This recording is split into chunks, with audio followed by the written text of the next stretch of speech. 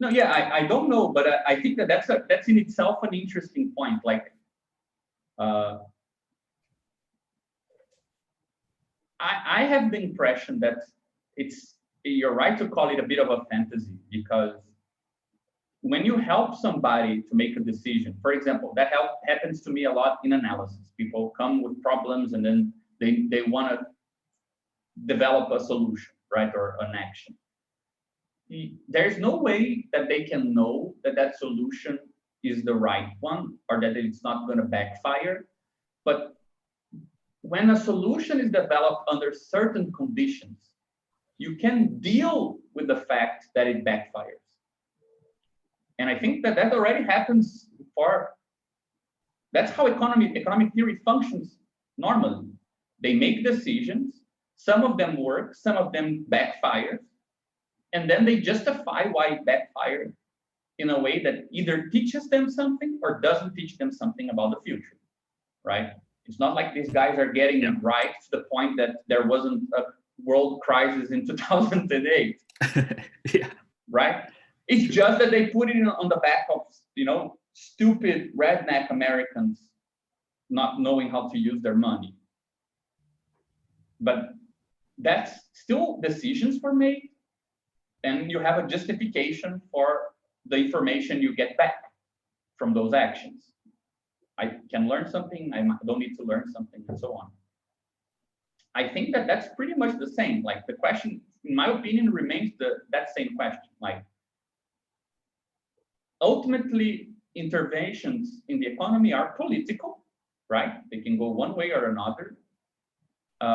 It's not a matter of just knowing the situation very well. If you have all the information, the problem solves itself. I don't think it does. But the issue is that depending on how you're positioned with regards to problems, you might learn something even if it backfires, or you might not. Like, farmers who decide, like, they know something about the seasons, they know something about the soil, and they try to grow something new. Yes, it might work, it might not. But if it doesn't, and it's a hard period in their lives after that, it's something you can kind of live with, because it teaches you something else and you're responsible for it and things like this, right?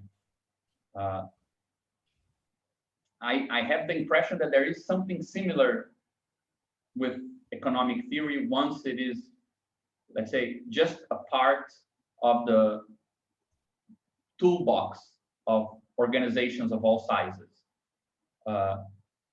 It's probably going to have some stuff seems very kind of, you can predict, like, people won't like being hungry, people will be very pissed off, or people prefer being occupied in jobs than not being homeless or unemployed. And if you raise this quantity of money, that tends to happen. You can have some background, but you're still going to have to make decisions, and the issue of how those decisions are made affect a lot of what happens with their consequences, right? And I think that this is actually where the most complicated part of the fantasy you described comes in. I see a lot of people saying we need new ideas for politics.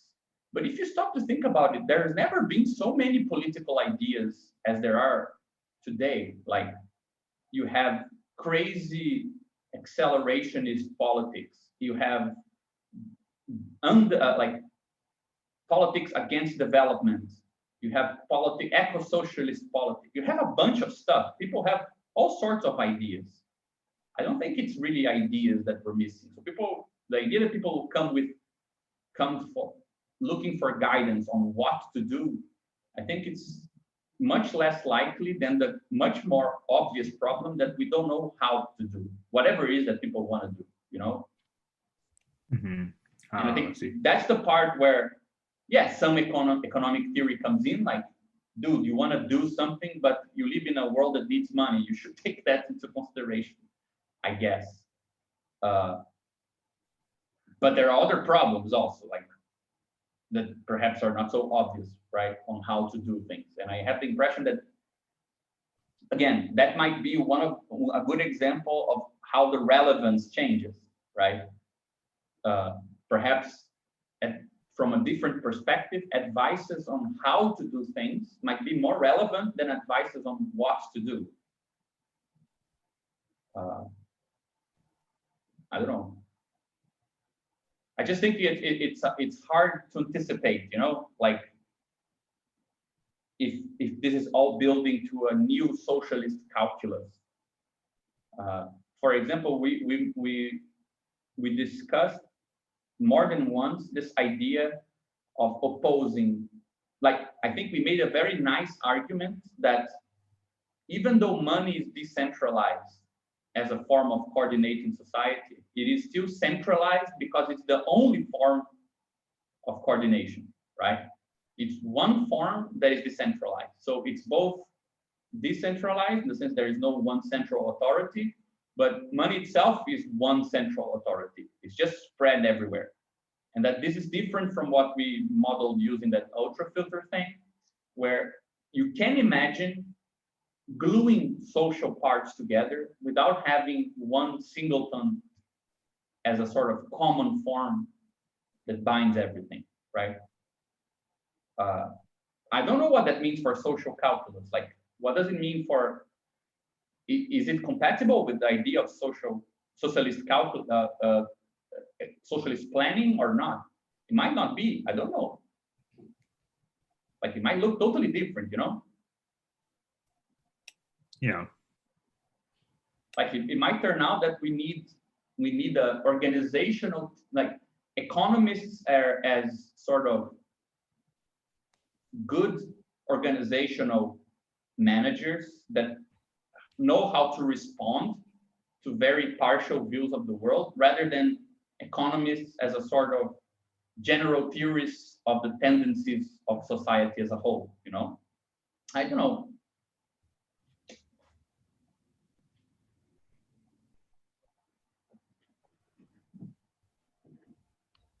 Yeah, I mean, in that respect, I think it goes back to what you're saying about kind of clarifying the principles of what is informing that decision. Not so much what the decision should be, but like what is being decided on, actually, right? Yeah.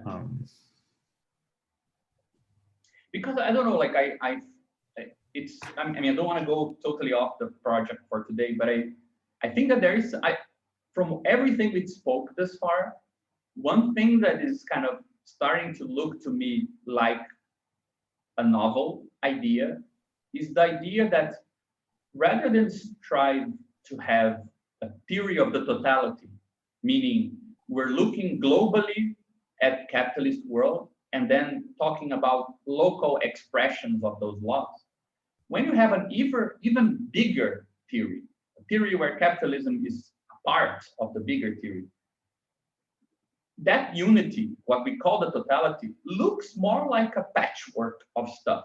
It doesn't look like it's so tightly knit together, so consistency, because, for example, if you just take like obvious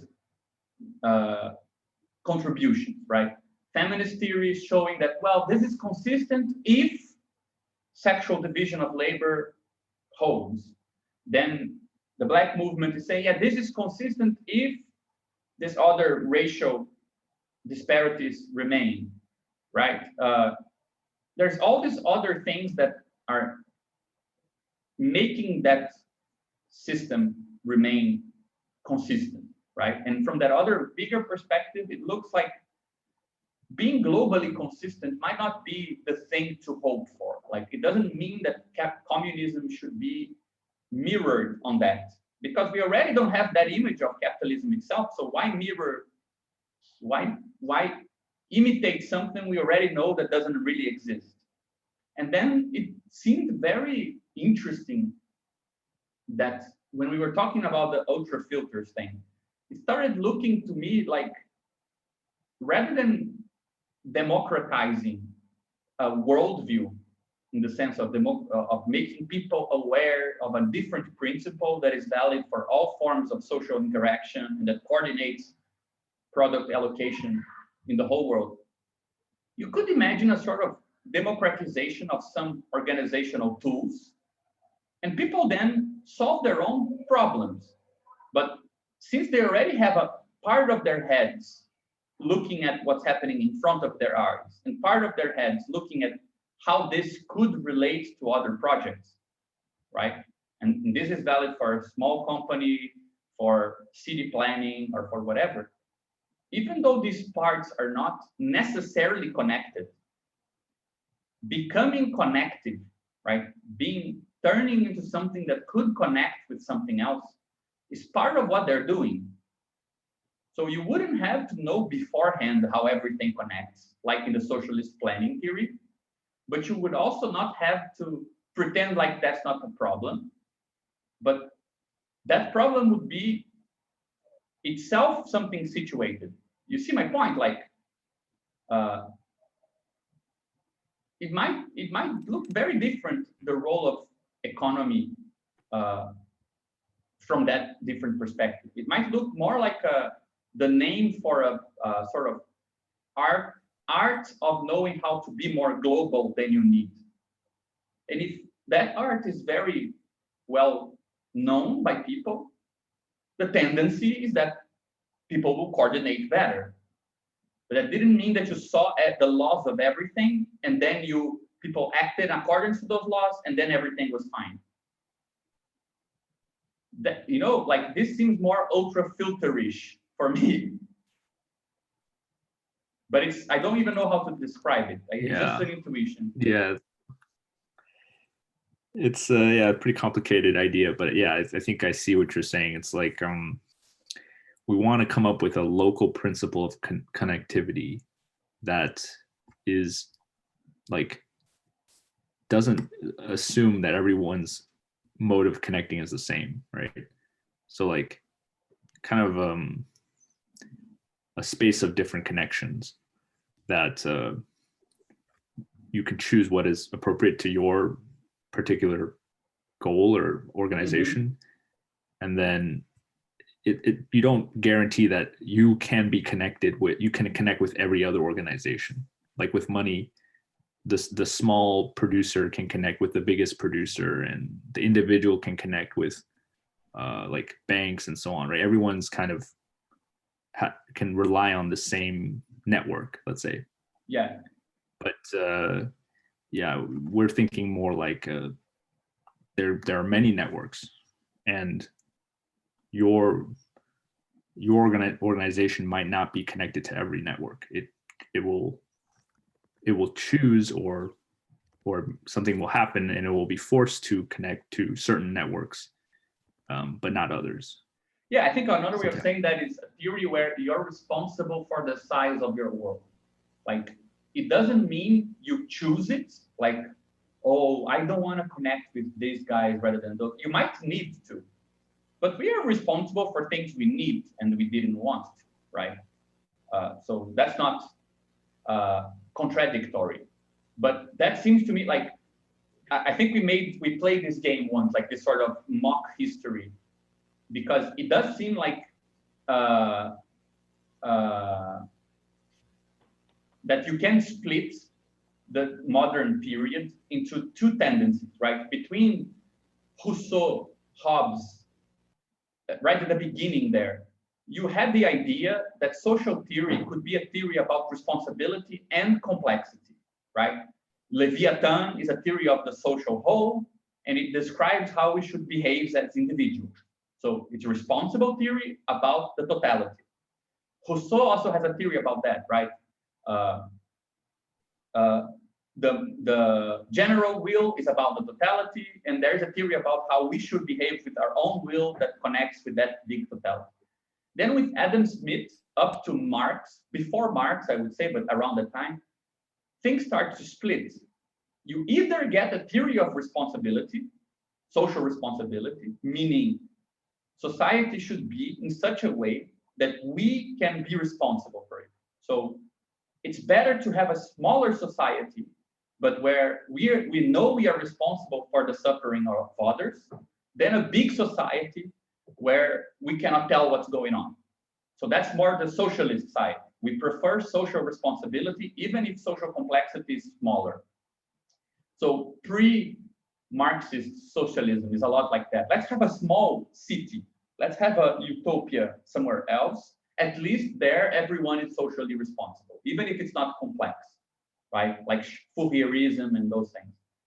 And then liberalism is developing a view where it's all about complexity and nothing about social responsibility, right? So in Smith, you already have him saying things like, well, if you take care of your own side, the general good will already happen for the totality. You don't need to worry about the general good, right? You have statements in The Wealth of Nations like, everyone who tried to do good for everyone failed, whereas the small man who worries about his own shop, he's actually contributing, right? So liberalism privileges complexity over social responsibility, and it seems like socialists privilege social responsibility over complexity. And it does seem like the problem we're talking about is how do you bring the two together? How can you have very complex societies, because there's no turning back from that? And we know that the project that wants to go back from that is usually also not socially responsible, which is fascism, right? Let's bring society back to a size we know, like it's a nostalgic thing, but also fuck everyone who doesn't agree with this. So it's also not socially responsible. So you can have liberalism, which is complexity without social responsibility. Socialism, which tends to be social responsibility without a theory of complex networks. Fascism, which is no thanks, I don't want any of the two. And then something else which wants to have both. And I think that the solution that the socialist planning proposes still tries to suggest that you can control complexity with the right theory of social responsibility, right? If we have just the right computational tools, if we have the right mathematics, if we have the right way to think about complexity, we can kind of control it, right? So we're still there's still one social agent that is socially responsible. And I think that there might be a different way to think about the same problem. Like it's still dealing with the same issue, but from a slightly different perspective, where if you take complexity very seriously, right, it pretty much means that there is no place from which anyone can be responsible for everything, because there's no way to track everyone's decisions and their consequences, right? So perhaps a theory of social responsibility for a very complex society, or one that is not only responding to complexity, but also allowing for it, it's gonna have to look like something like what we're just talking about. Like, I still only have a partial view, but I have tools to actually answer to whatever happens, partially connect with other stuff. You see my point? Like, it's a bit of a crazy theory, and I know I'm totally going overboard with the time. I just saw that. Yeah. I think this is everyone. I don't know if anyone else will join, but I mean, this is good. This is a good segue into Bogdanov, because that said, it is an organizational problem. Yes, and that then becomes a bit of an organizational problem. I thought perhaps I could just share the screen so we can go through the text together.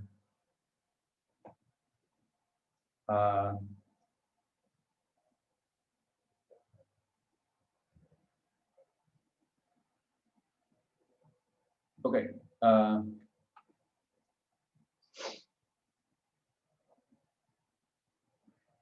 I don't know. I really like this first. I mean, I think this chapter is much better than the previous one. I don't know what you guys thought.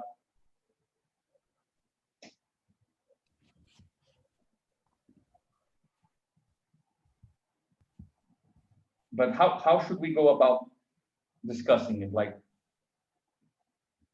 anyone wants to drive the discussion, or?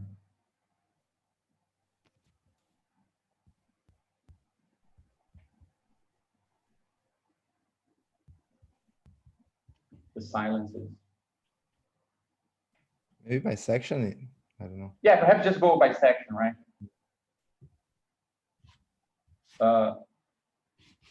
Yeah, I don't know. From this first part, I understood that he's trying to show a different. I really like that. It sounds very, very. Perhaps perspectivist is a bit stronger a word, but I like that he begins by disconnecting organization from a obvious notion of economy, right? Because I'm not sure if I understand this word properly, expediency, but expediency seems to me like implies some cost, right? Or some the economic dimension, right? Is this correct? I mean, even in the word in English. Yeah, isn't it like pragmatic, like goal-oriented or pragmatic, right? Yeah, expediency means goal-oriented.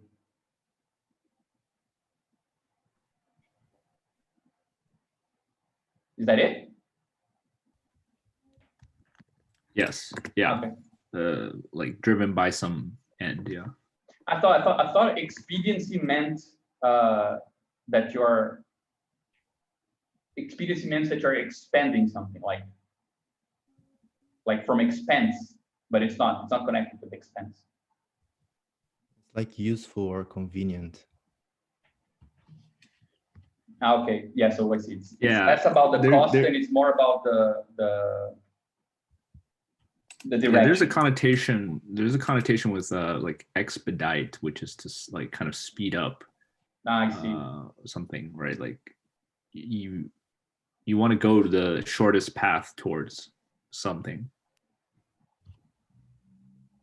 You mentioned economics, but I thought it was funny because his examples come all from like physics and biology and rarely from like social systems or economy. No, the reason why I say this is because the place where I went with this first definition, I know he's gonna reject it, but the first place where I went with is that I think I saw expediency appear in a description of world lines and geodesics in physics to talk about the shortest path, right? The most expedient path being the one that is, let's say, most economic, right? That has it seemed like it made sense because, okay, it has something to do with purpose, right? Is the shortest path towards something, but that it also implied something like the most efficient or the best use of resources or something like this. But I think that I was reading too much into it. It's more like just organization means that you have some finality. More like that then. Oh yeah, but later in the next page, he does talk about like some competition, right? This objective expediency, and then that there's like more or less expedient forms, and then the more expedient forms are preserved. So it is, I mean, if you take the long view in biology and other things, right, like it does seem to take the shortest path, like things which are not efficient based on some measure, they tend to disappear, and the things which are more expedient, they tend to continue, right?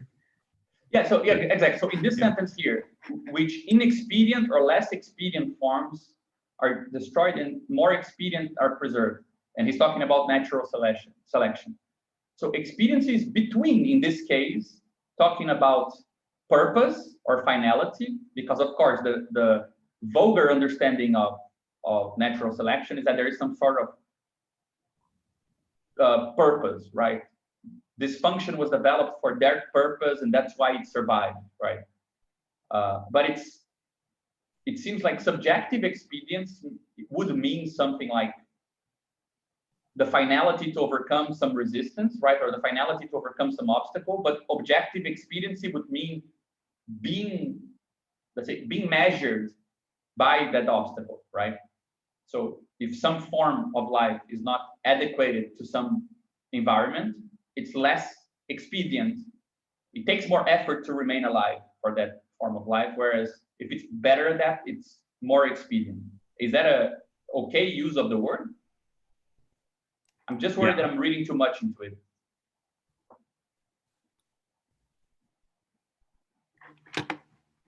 Yeah. Although, I mean, he's saying that it's a metaphor, right? It's not a good. Yeah. The concept itself ultimately is like it hides too much, right? Because the whole problem with expediency is you can always look at the given state of affairs and say, oh, well, everything around right now must have been more expedient than what was before, right? Mm-hmm. You have this kind of linear progression of like survival of the fittest, idea, which it hides too much about what is the environment that. I think the example of sleep is good, right? He makes I love the ways the examples he chooses are very outside the box for like Marxist thinking. It's like cooperation and sleep. But in the sleep example, I think that's clear that he's saying, look, if you just look at the phenomena and you ask, how is this function developed, or why do we sleep? It's a more hermetic question than if you consider that we sleep and that there are days and nights and that there's like a larger cycle in the environment, right?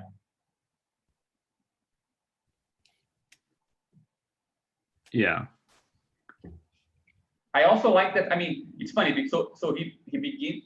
I mean, the reason why I'm asking this is because I wasn't clear from his example if he is going against the teleological, like the common sense idea that natural selection implies teleology and therefore organization is about finality, which is a whole debate, right, on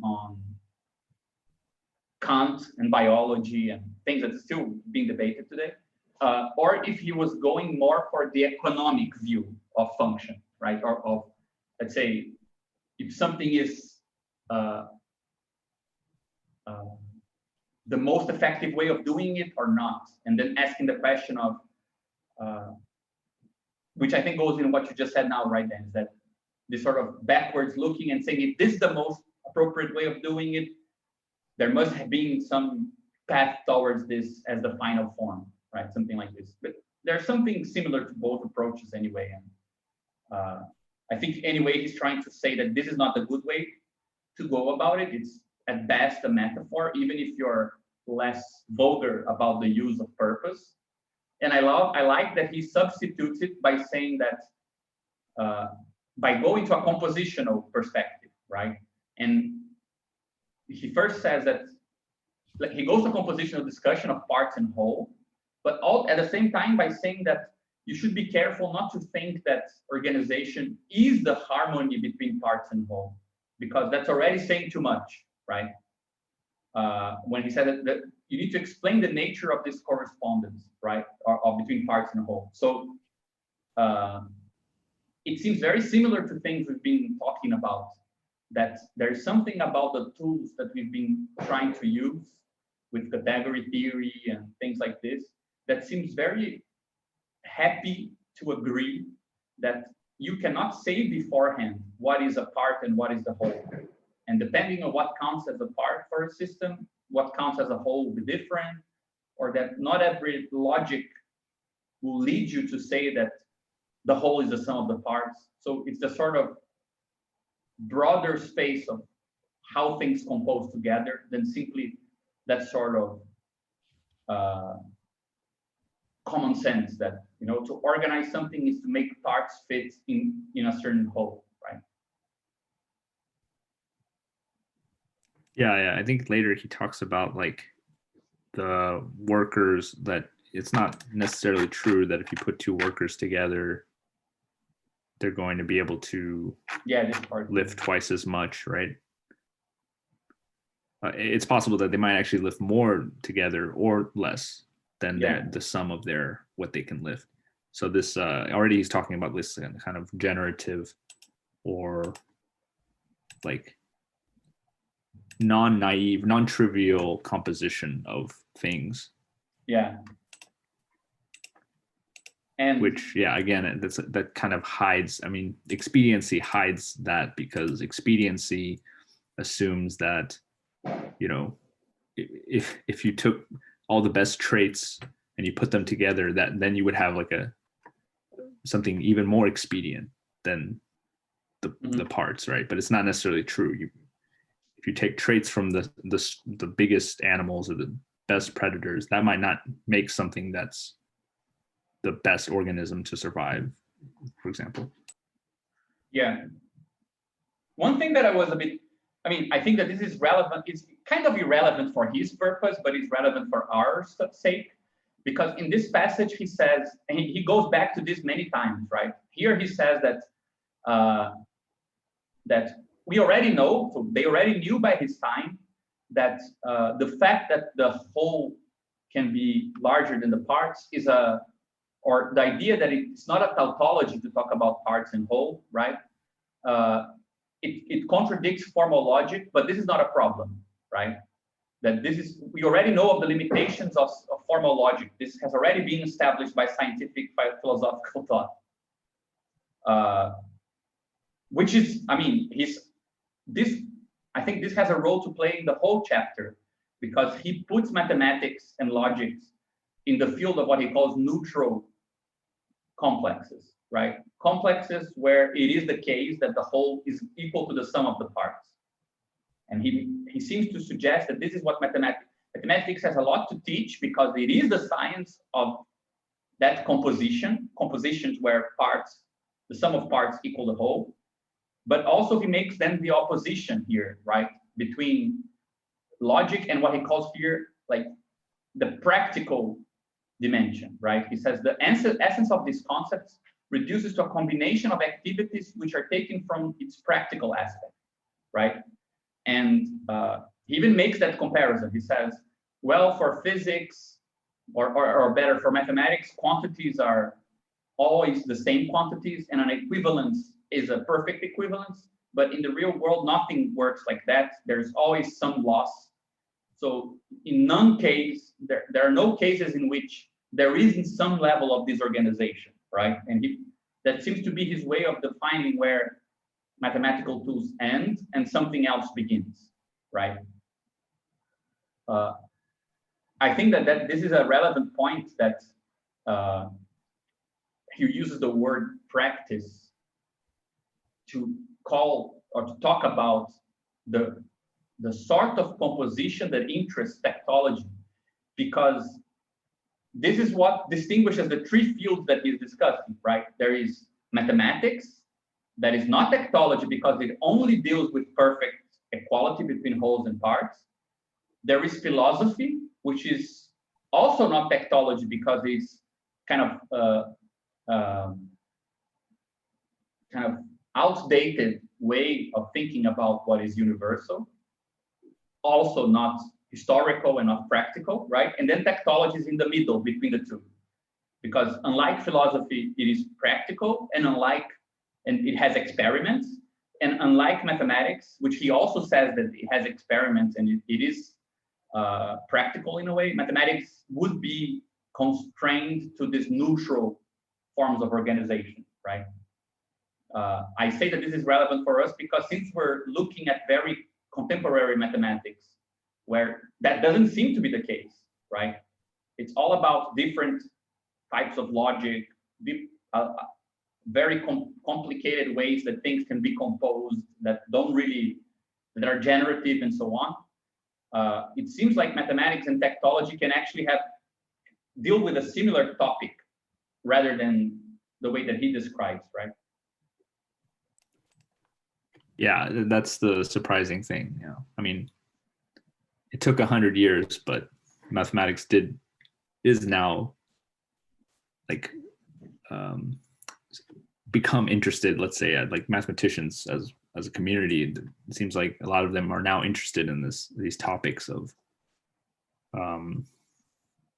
emergent effects or kind of combinations which produce some kind of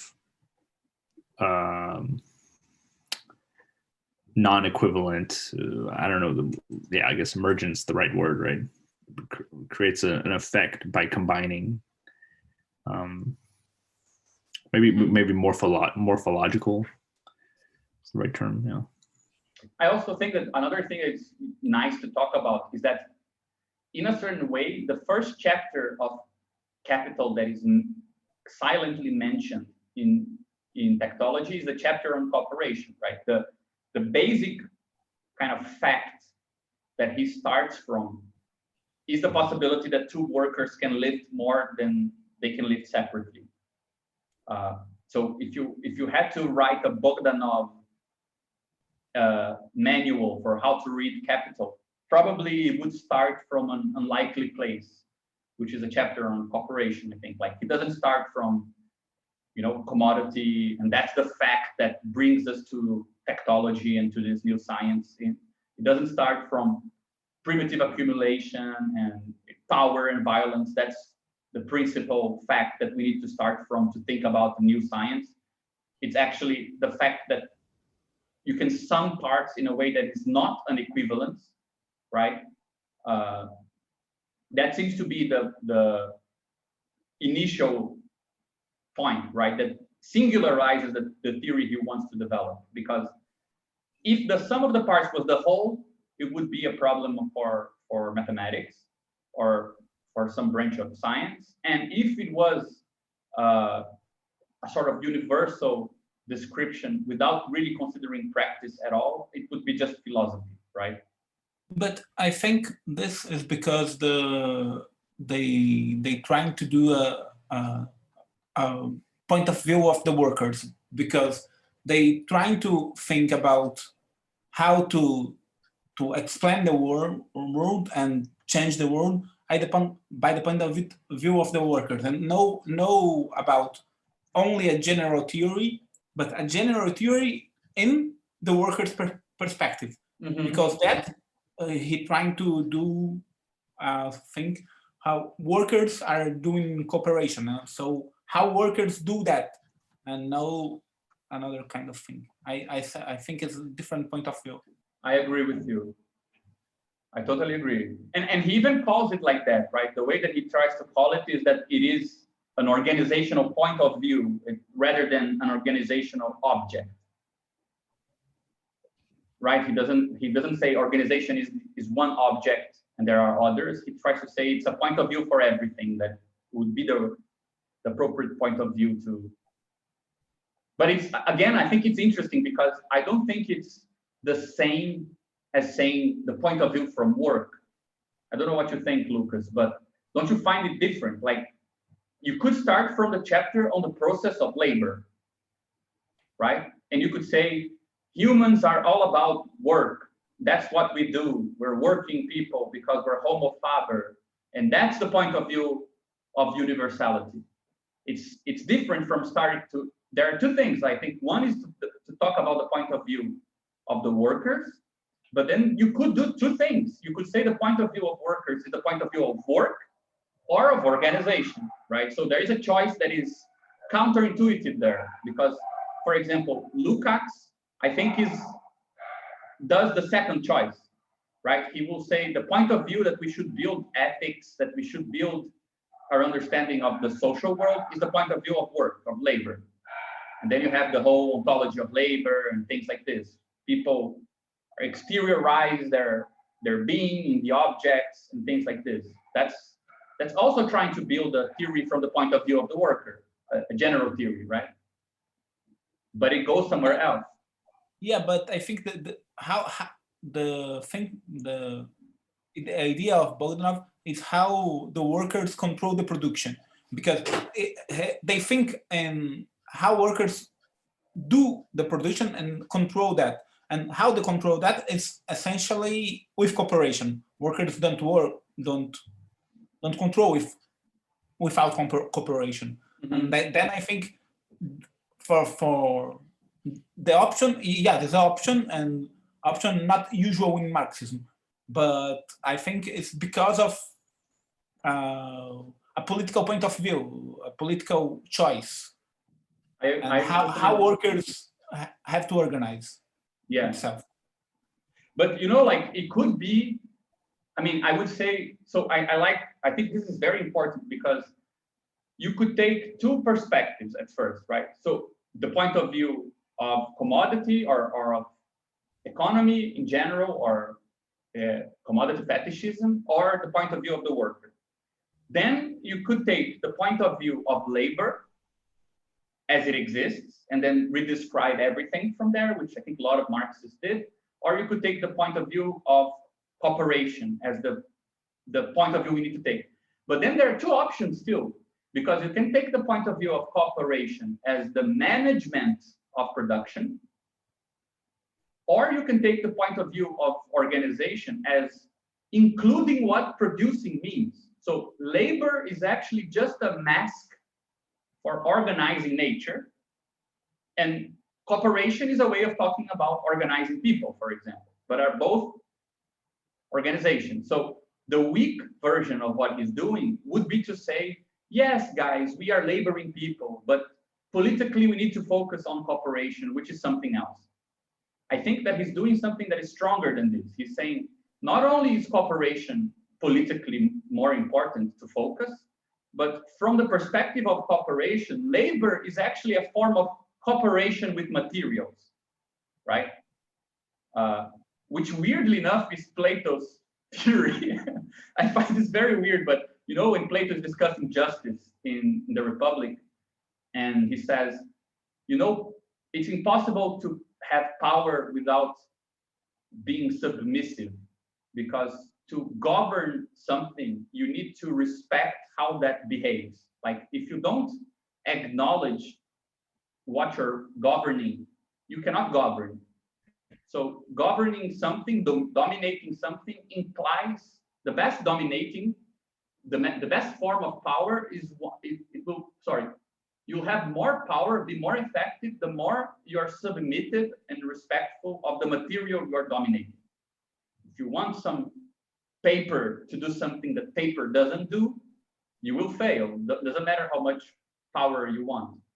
So there is a sort of cooperative theory of domination, right, over nature, that I think follows from this. So I think it's a very kind of, it really gives a different perspective on everything, and not just focusing on something. So it's focusing on the political part. Though I totally agree with you that was his point. But then he adds this thing that I think makes this point clear, right? That he says that that the trick, I think he makes two choices simultaneously, right?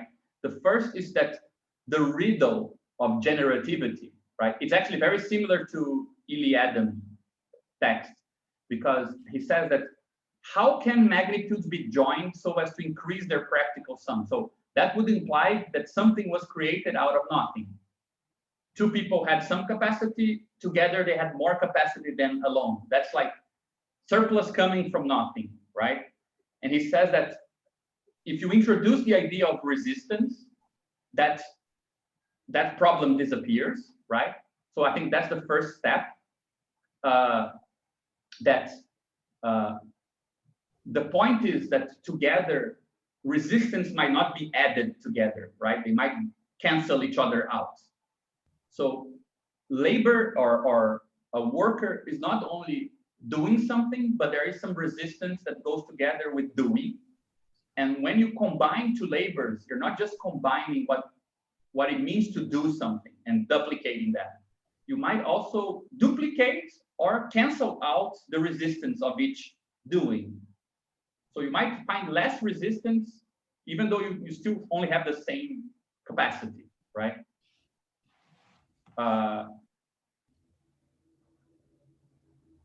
And I love the way that he describes how the economist thinks here. The economist would think about the nervous system. I find that who are the economists he was talking to?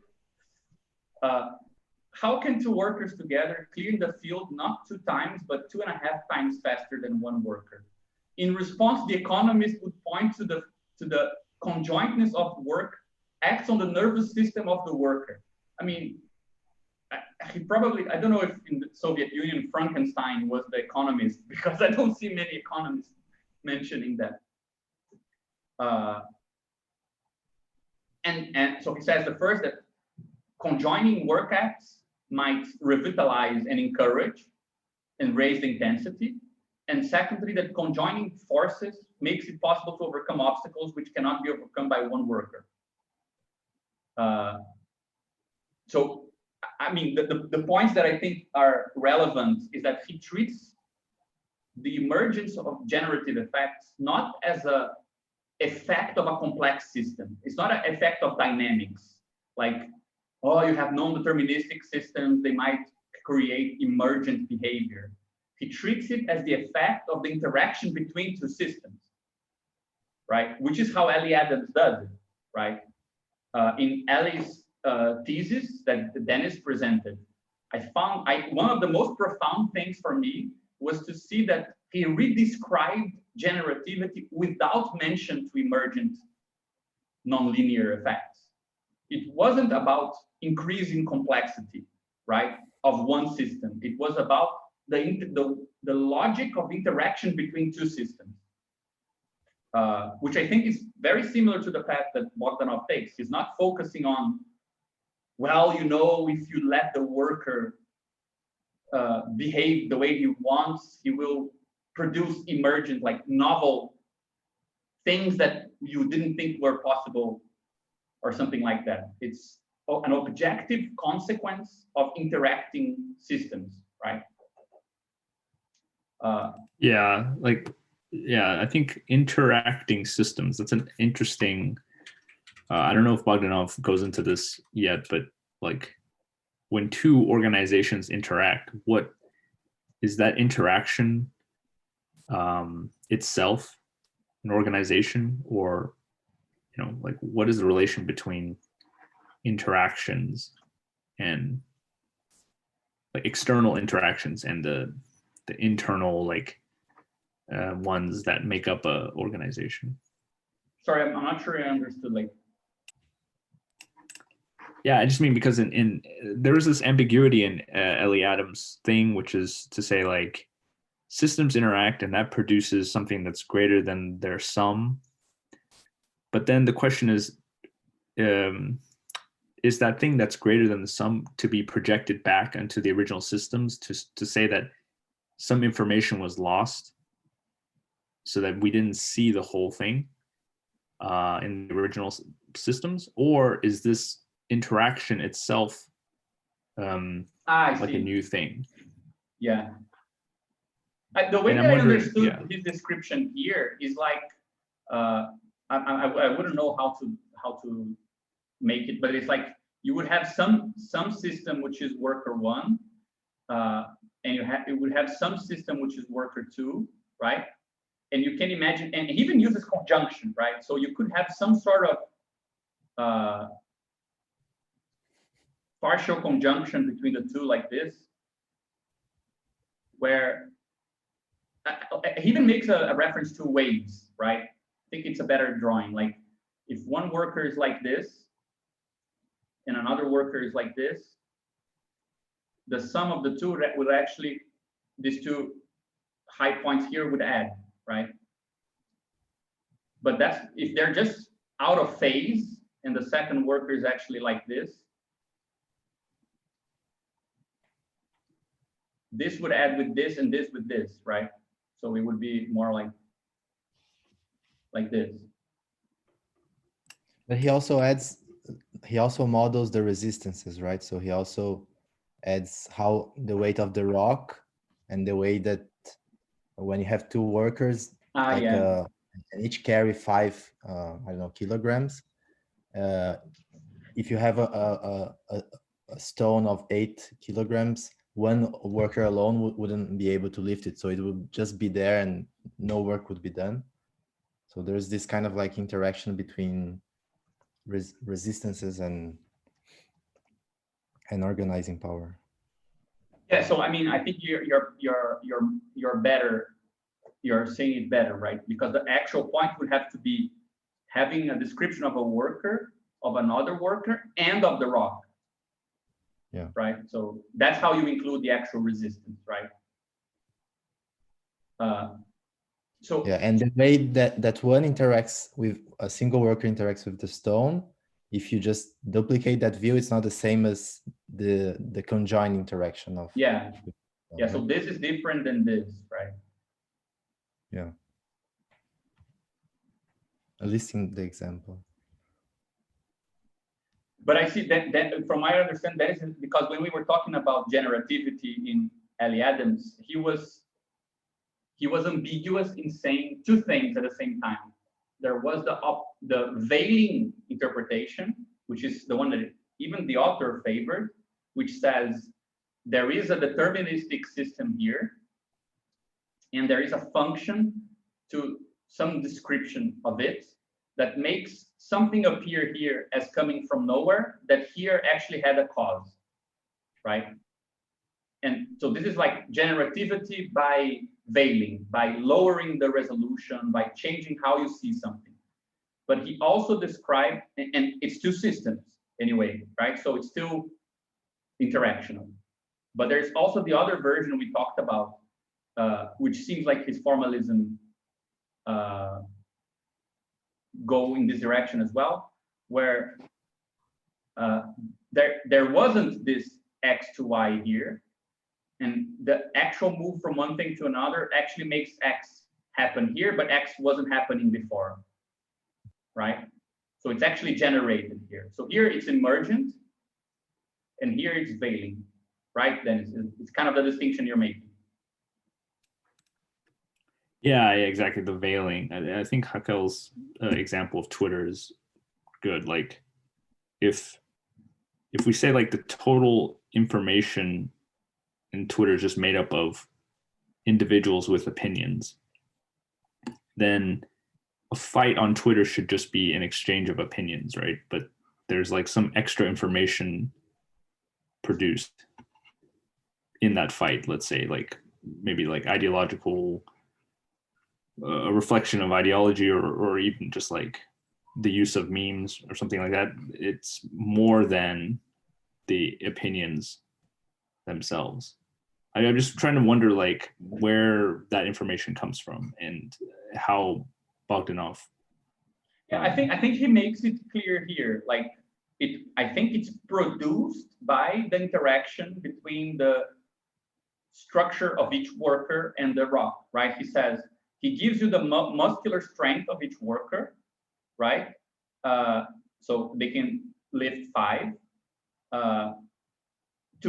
The sum of the two things is not, of the two forces, is not the duplication. It's a bit less, right? Because it's not possible to combine efforts without loss.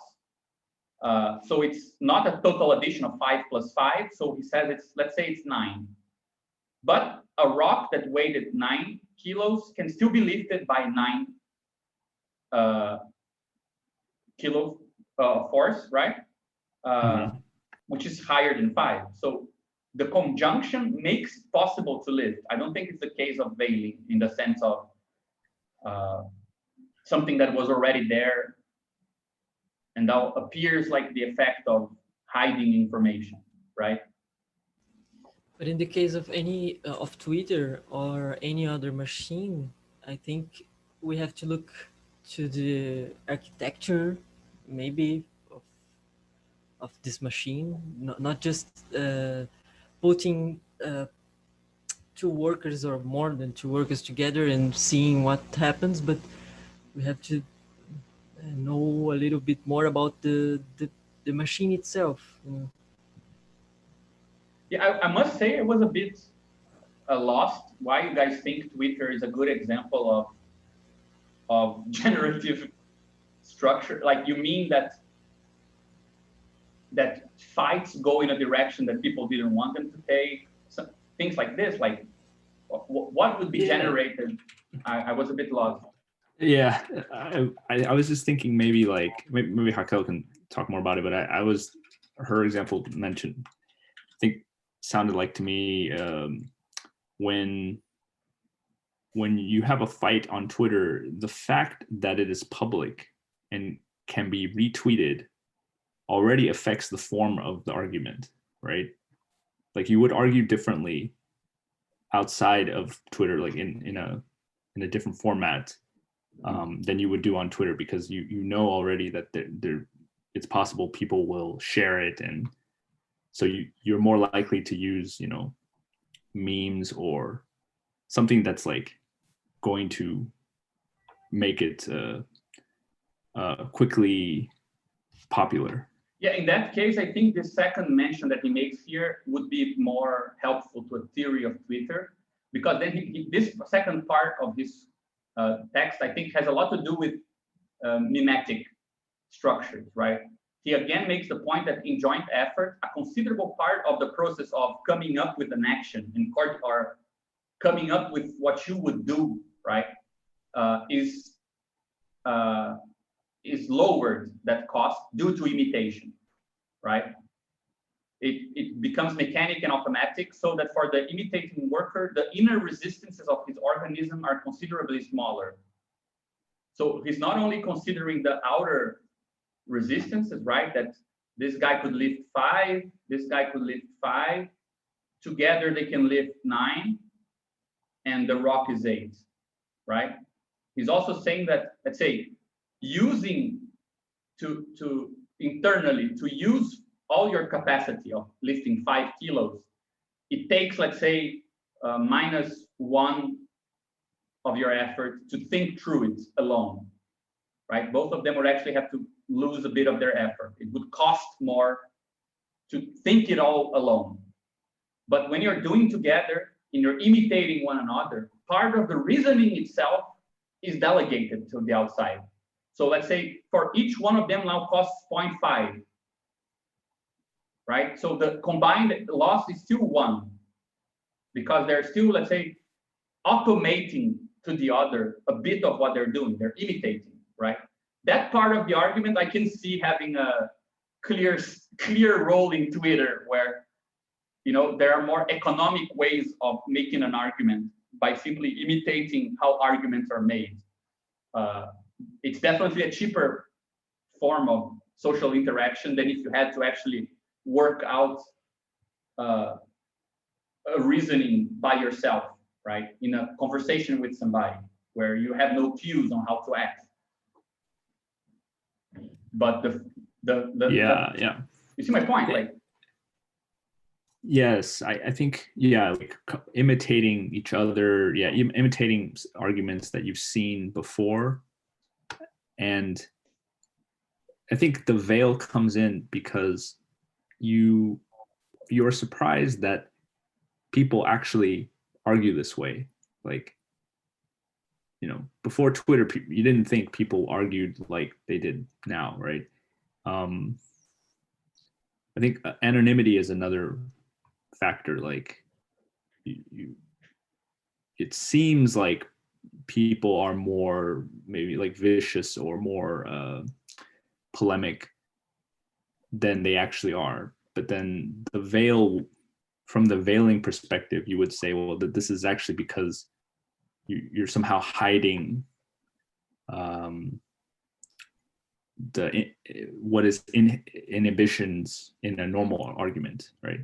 What would inhibit you in a normal argument has been removed in a Twitter argument. Yeah, and that's the information that was lost. I don't know if it's related, but the example of gossip also comes to mind. Like when you say who told you some information is different when you say just someone said that this information. Like suddenly by hiding who said it appears that more people said it. You don't know where it came from. So yeah, exactly. It came from everywhere. So maybe I know it appears to be stronger and to have like this kind of like bigger efficacy that identifying, knowing where it came from doesn't have. So in this case, like, yeah, it makes sense. Yeah, I mean, they're just trying to distinguish what you said earlier, like emergent effects versus kind of this objective level. Like, yeah, I just think you guys chose something we don't understand to explain something we're trying to understand. So yeah, I mean, I'm a bit confused because of that. But I mean, just in his example, he gives the answer to what he's trying to say, right? That it turns out that practically, to be practically greater than the simple sum of its parts, not because new activities were created out of nothing, but because its present activities were combined more successfully than the opposing resistances, right? So the sum of resistances and the sum of activities, they're not the same sum. They can vary differently, right? So when we do something together, the fact I imitate you might lower a resistance. So imitation would lower, let's say, psychic resistance, whereas combining physical capacities also increases labor capacity, right? So it seems like he wants to, I think that his underlying theory is that when you consider that a system is, this is my impression, like when you consider that a system is actually to be written like this, right? That you have some activity going this way and a resistance going this way. And these two arrows describe the system, right? Then you have, let's say, two variables to calculate conjunction of systems and so on. One that comes from purpose and activity, and one that comes from obstacles and material resistance. And those two sums don't need to be always the same. So for example, you can have the case where summing activities actually you increases and summing resistances keeps it the same, right? So they don't need to be exactly alike. But I think that those are two steps. The first step is to describe organization from the standpoint of activity and resistance, which is already, I think, very interesting, because when you think of it in these terms, right? Sorry, let me put S, the system is inside and the environment is outside. And activity is this arrow and resistance is this arrow. And he's already quite Freudian in saying that there's also this resistance, right? Internal resistance as well.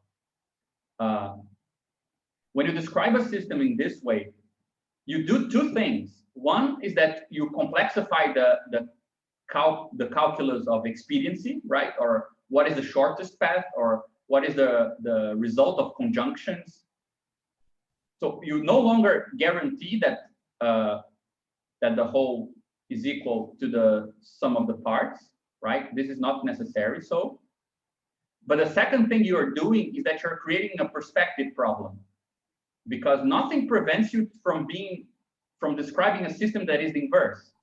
The environment is a system, or part of the environment is a system, and this is part of the environment, right? So these are just arrows, they're not things. Resistance is not something that some things do.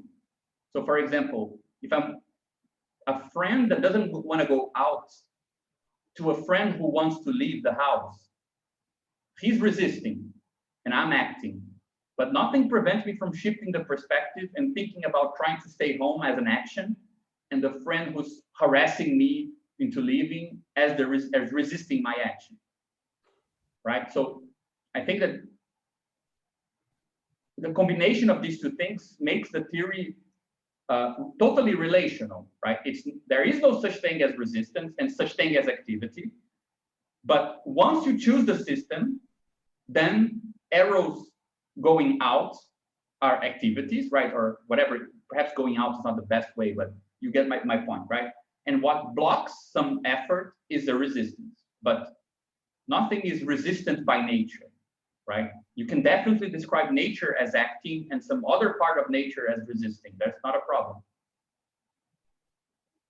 Yeah, I think there are maybe like two principles. One of, because he mentioned vectors, right? So vectors, you can, depending on their orientation, you can get a bigger sum or a smaller sum, depending on how they combine. So there's this, like this sublinear and superlinear combinations of activities. But there's also this dependency of perspectives that you were mentioning. Like the example of the symbiosis is good, because what is an activity for one is a resistance for the other, so they can exchange these resistances and get more in exchange. So I think Mm-hmm. there's this element that you mentioned, that all activities and resistance are dependent on who is looking, or like, for example, like for political struggle, I think it makes a lot of sense, like in the way different political lines basically differ on what counts as resistance and what counts as organizing and what counts as disorganizing effects. Yeah. Right? He even says this here. I think this paragraph is a very profound one, that he says, resistance and activities, they express one and the same thing, right? To the point that, from the point of view of organization, they can be reduced to activities resistance, like one thing, right? Yeah.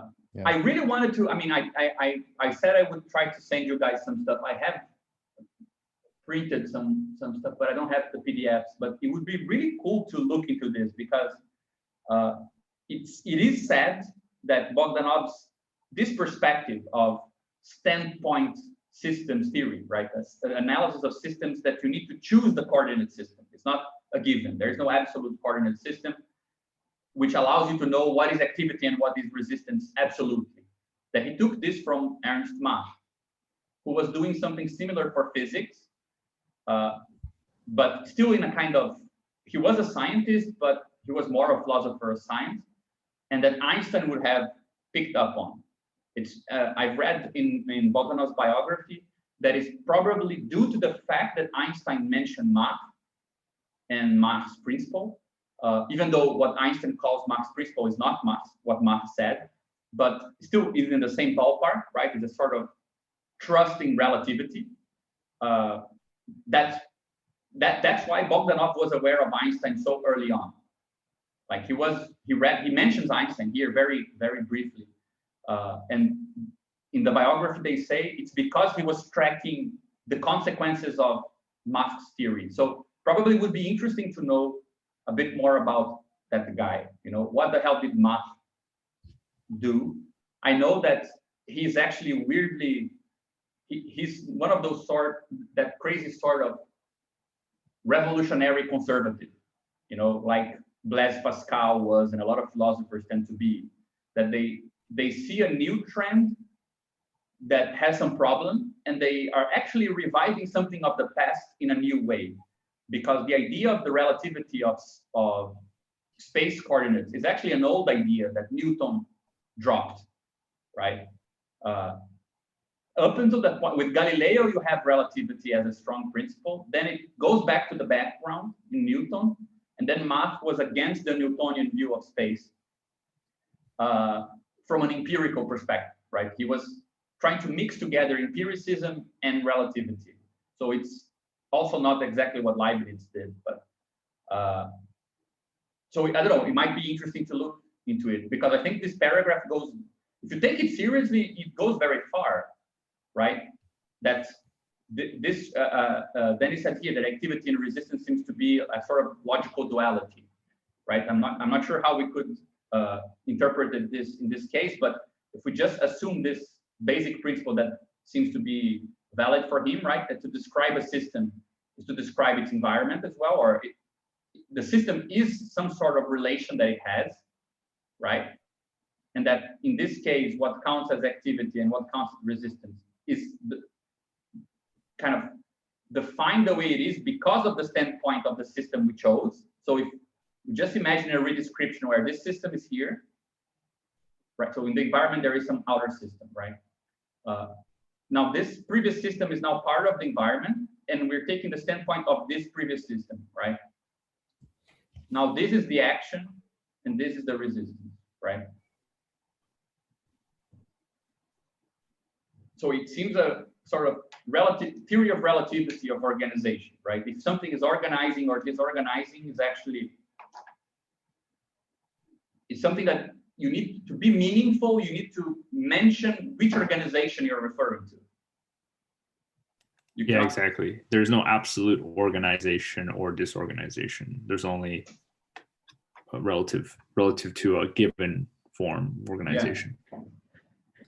I think it goes a little bit beyond in an important way from like biology and evolution theory, because there you only have basically one point of view, which is that of survival, and that's kind of like homogeneous Yeah. for everyone. So what is activity, what is resistance, basically the same. So that's why you can always speak of like functions and defining what the function of something without caring too much about combination, because you know what's useful, what's not, because it's a matter of living or dying. Here, You there's know, you it's could, relative. you could say that he's an Einstein Darwinian, like he's a theory of relative selection, not of absolute selection. I mean, that's a nice way to describe all the anarchist geographers like Kropotkin, the guys from mutual aid, because that seems like the sort of thing they wanted to propose as well, that Darwin should be kind of, first of all, read properly, and second, should be added to the theory that competition is not an absolute form of combination of selections. You can actually have cooperation as another form of operation in selection. So you need to kind of take a step back to describe the mechanisms of selection rather than absolute operation, which would be competition between systems, right? But again, I think these two paragraphs for me are really, really the core of it, because so here you have this, I mean, it even has the structure of, you know, when Galileo talks about movement and rest in the two dialogues on the science, I forget how it's called. There is a moment which is, let's say, the classic statement where he says movement and rest are the same, like they're nothing. You cannot distinguish between rectilinear uniform movement and rest. For all purposes, they're the same. If you're standing on a ball that is moving in space in rectilinear uniform movement, it's impossible to say if it's moving or if you're resting, if there's no other reference there. And he makes something that's almost the same statement with regards to a theory of action, right? That to act or to resist are one and the same thing. And I think that this is the first big statement. And the second big statement that has a similar form is this one here, where he says, the concept of elements in the organization of science is completely relative. It's simply those parts into which, in conformity with a problem under investigation, so it's relative to a problem, it was necessary to decompose its object. So there is the problem under investigation is the thing situating what are parts that should decompose an object. It's not an absolute theory of parts and wholes. What counts as a part of a system is given by the problem under investigation and not given by the fact that things are made of this thing, right?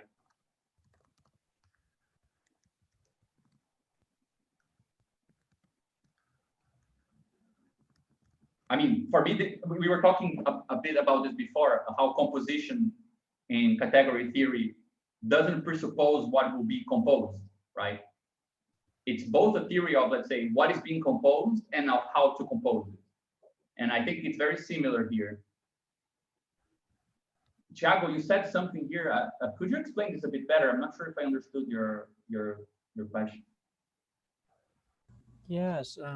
What I was meaning was something like when we read this paragraph, it seems, and by the way that you discussed the issue, it seemed that this relation between system and resistance can go both ways, and it's part of the relation in itself.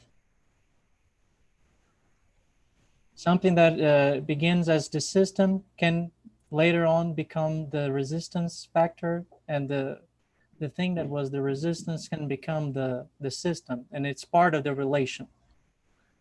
But would you say it's because, for example, if my friend doesn't want to go out and I want to go out, at the same time, I'm both organizing and disorganizing depending on the perspective you take. Yes. Right? The guy wants to stay home and I'm the resistance. I want to leave and he's the resistance, right? Perfect.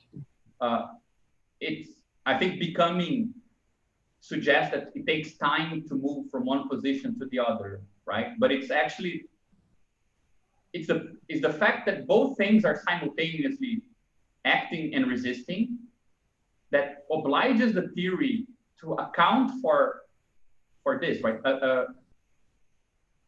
I always find this an important point that, you know, Einstein's relativity and all forms of relativity theory, they are more absolute than contextual, right? Yeah. Because they're saying that there is an added variable, meaning, so if I had an equation for some amount of action and some amount of resistance, I need to add some variable here that describes the system for which this is the case, because depending on which system, these things change, right? Yeah. So you need to, you actually need a more absolute description to account for relativity. It's not like suddenly everything, like you lose the ground. You actually have a stronger ground, right? So yes, but yes, but let me clarify a little bit the root behind my doubt. Because the example that you provided us, it has the other example that I was trying to picture was this one that has this fractal-like effect on the organizational form, like for instance a gift economy, you know, where you have the giver and the receiver, and the receiver in it, as he receives the gift, he already pictures himself as the re-giver in the future. You know what I'm saying? Mm-hmm. So these two poles are interconnecting with each other, already anticipating the reversal between themselves, you know? I see what you mean. This, what I was trying to picture was this fractal-like effect on the system, that the two poles are dividing themselves into two other poles, and you know what I'm saying? Like in this regressive way. Mm-hmm. Yeah, I wonder because, if we. Yeah, because the example of the guys in the apartment, it exhausts itself in the static. Yeah. Yes, but in the gift economy, it has this fractal-like effect, because the anticipation of the reversal of the positions is part of the position themselves. Mm-hmm. Yeah, so you could have systems that possess this possibility of reversal and systems that do not, right? I mean. Yes, exactly. Yeah. Yeah, it's interesting because I think that again it goes more. From what we saw thus far, I think the place where he came the closest to touch on this is again on the part of imitation, because the idea that you delegate to the other some effort, some psychic effort, right? So I imitate the other worker. Now I don't need to think. I can just imitate, and that would be a less costly function than thinking. I think it has something of what you're saying, because you give something, right?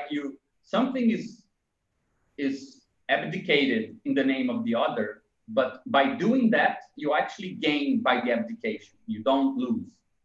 I'm not thinking for myself, but now I'm actually thinking faster, right? Yeah.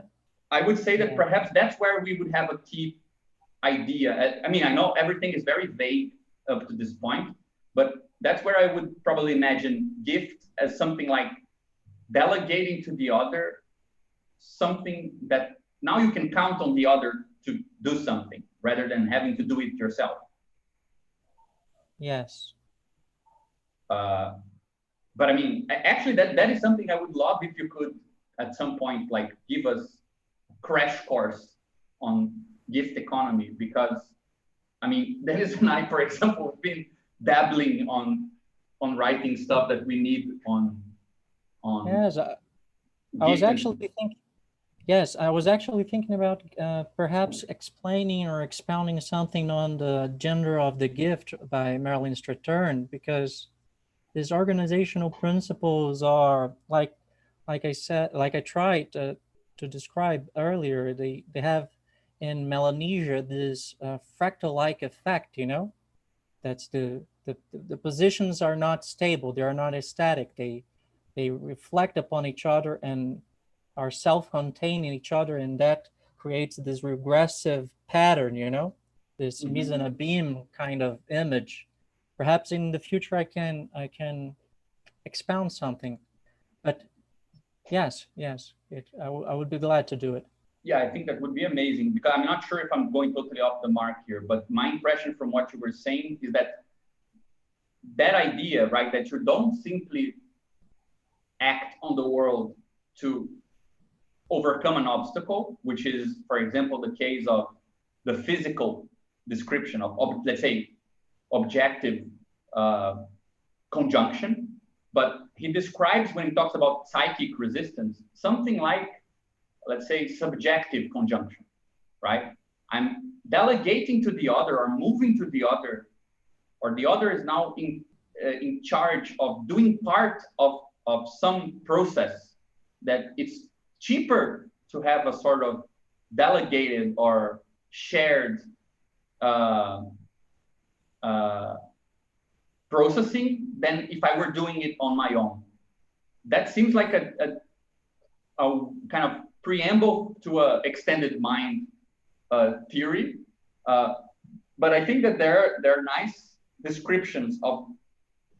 I mean, I think Karatani does a bit of this, though I know he's very vague on his part on the gift economy. But I think that overall he does a very okay job in showing that the stability effect of a gift economy, right? Of the problem of how is it possible that giving something to someone else actually gives you, the very act of giving something to someone else already produces some stable bond, because you can now anticipate that the other person now has some relation to you, right? Yeah. That seems to be a way of talking. You probably could describe that in a sort of quasi-economic sense of the cost of making social bonds being cheaper, you know, something like that. Yeah. Yes. Also, this example from Tiago also reminds me of this idea in like of rotation of tasks in like in movements. It makes it becomes a little bit more intelligible, because from like the functional or economic point of view, it makes no difference, right? If something's doing the same thing by switching tasks or not, it's as long as it's doing something, it should be the same. But coding, like being part of what an organized system is, the possibility of this system of activities and resistance changing and actually makes a difference, because the fact that you might do what for you was, you just like watched someone doing some work and you just commanded, like the organizer and the organized, the possibility that you might be able to do that will change our behavior within the system, which I mean, I think the example of the gifts illustrates. Yeah. But, I think that all this discussion we're having now is the good thing about the way that he presents it, that if he only, so I think it makes clear that there are three big statements then. One is that that systems can be described from the organizational point of view in terms of both activity and resistance. He even gives a definition of nature at some point. I'm not sure if it's in this book, or I think it's in this book in the introduction. He gives a definition of nature as that which resists labor, right? Which again, it's a weirdly kind of perspectival definition, because when people try to change other people and they don't manage to, usually what we say is, it's because it's human nature, right? So nature would be the thing that resists action, but that can be the case in any situation. It's not a substantial definition of nature, right?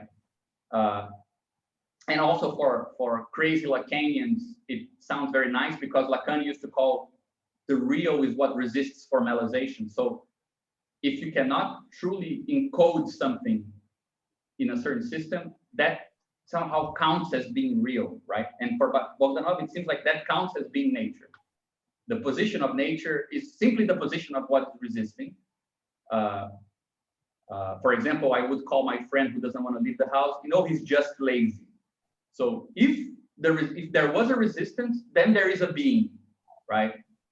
If somebody goes along, then it's not about being, it's simply about doing, right?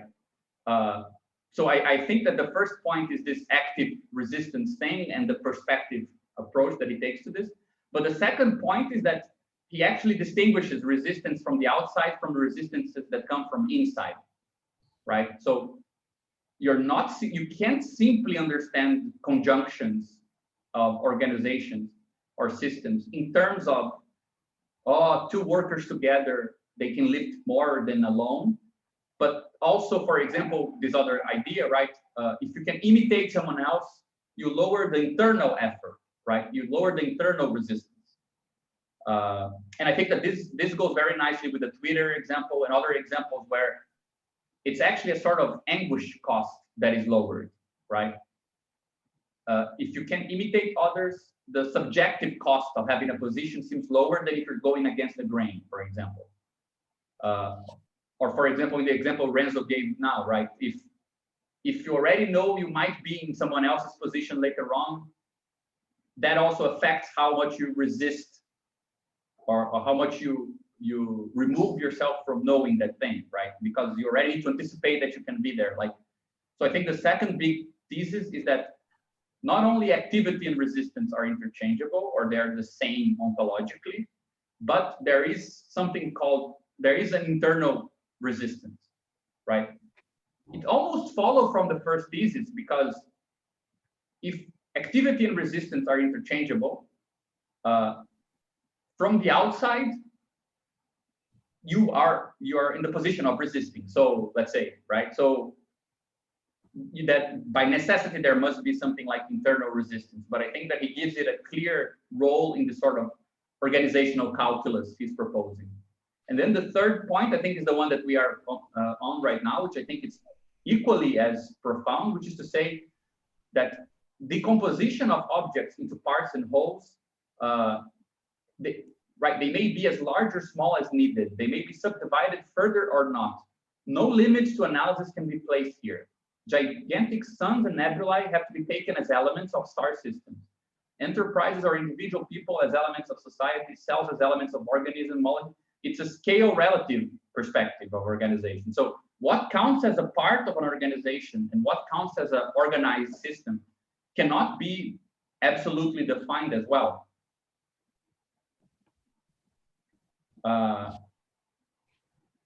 The thing that makes the definition, right, what defines what is the right cutoff, the right resolution, is a bit less clear at this point, because he says, as soon as it is necessary during the course of an investigation, a practical or mental investigation, then the thing is considered as a complex, right? So it again seems to be the point of this encounter between activity and resistance. Depending on the level at which resistance appears, then some parts are relevant and some parts are irrelevant, right? So this is also context sensitive. Okay, then he gives that distinction, right? That you can call a disorganized whole as the practical case where the whole is less than the sum of the parts. So the parts have more capacity than the whole. And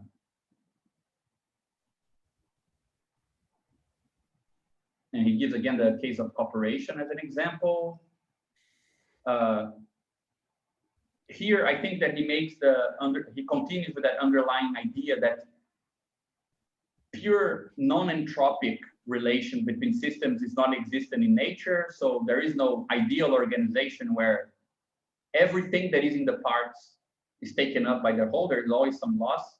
But he seems to suggest that since mathematics is concerned with perfect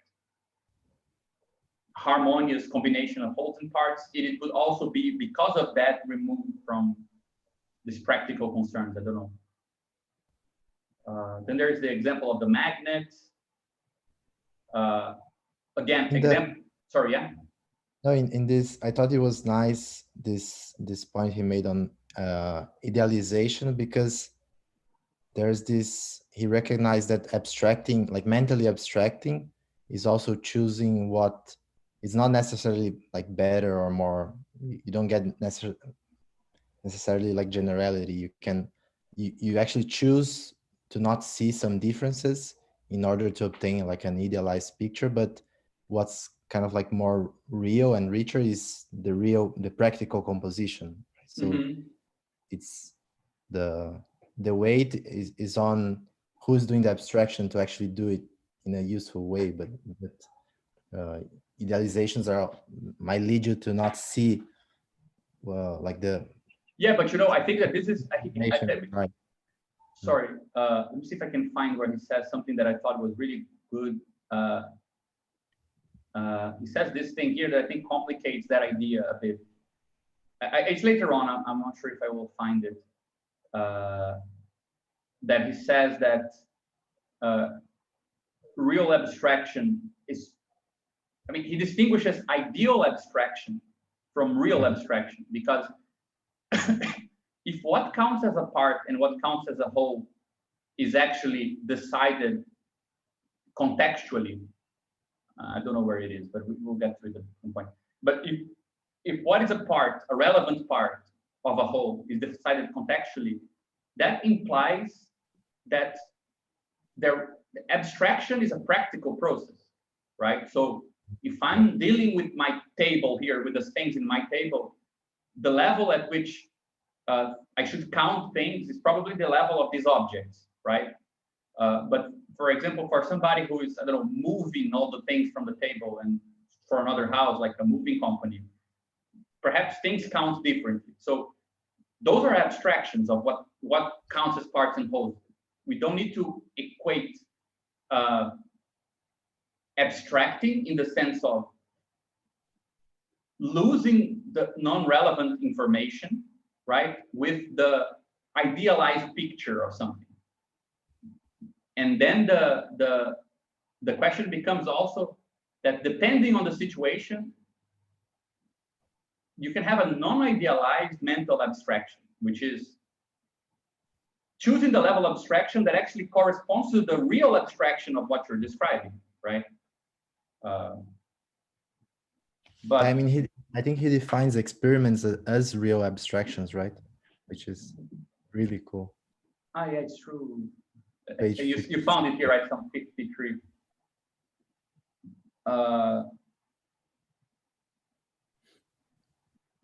56, I think.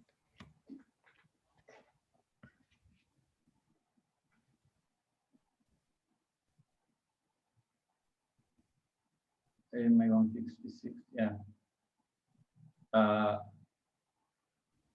Yeah, sometimes. Yeah, here, yeah.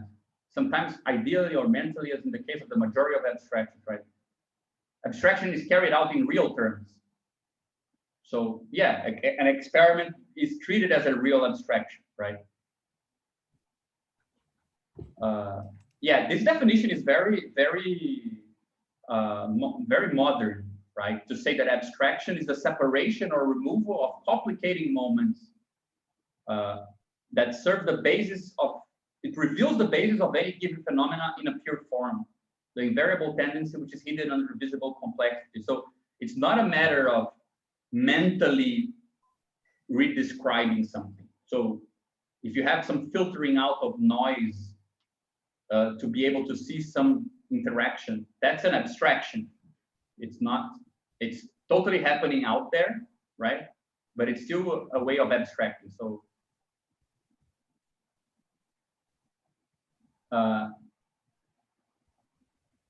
yeah, perhaps we could go a bit faster.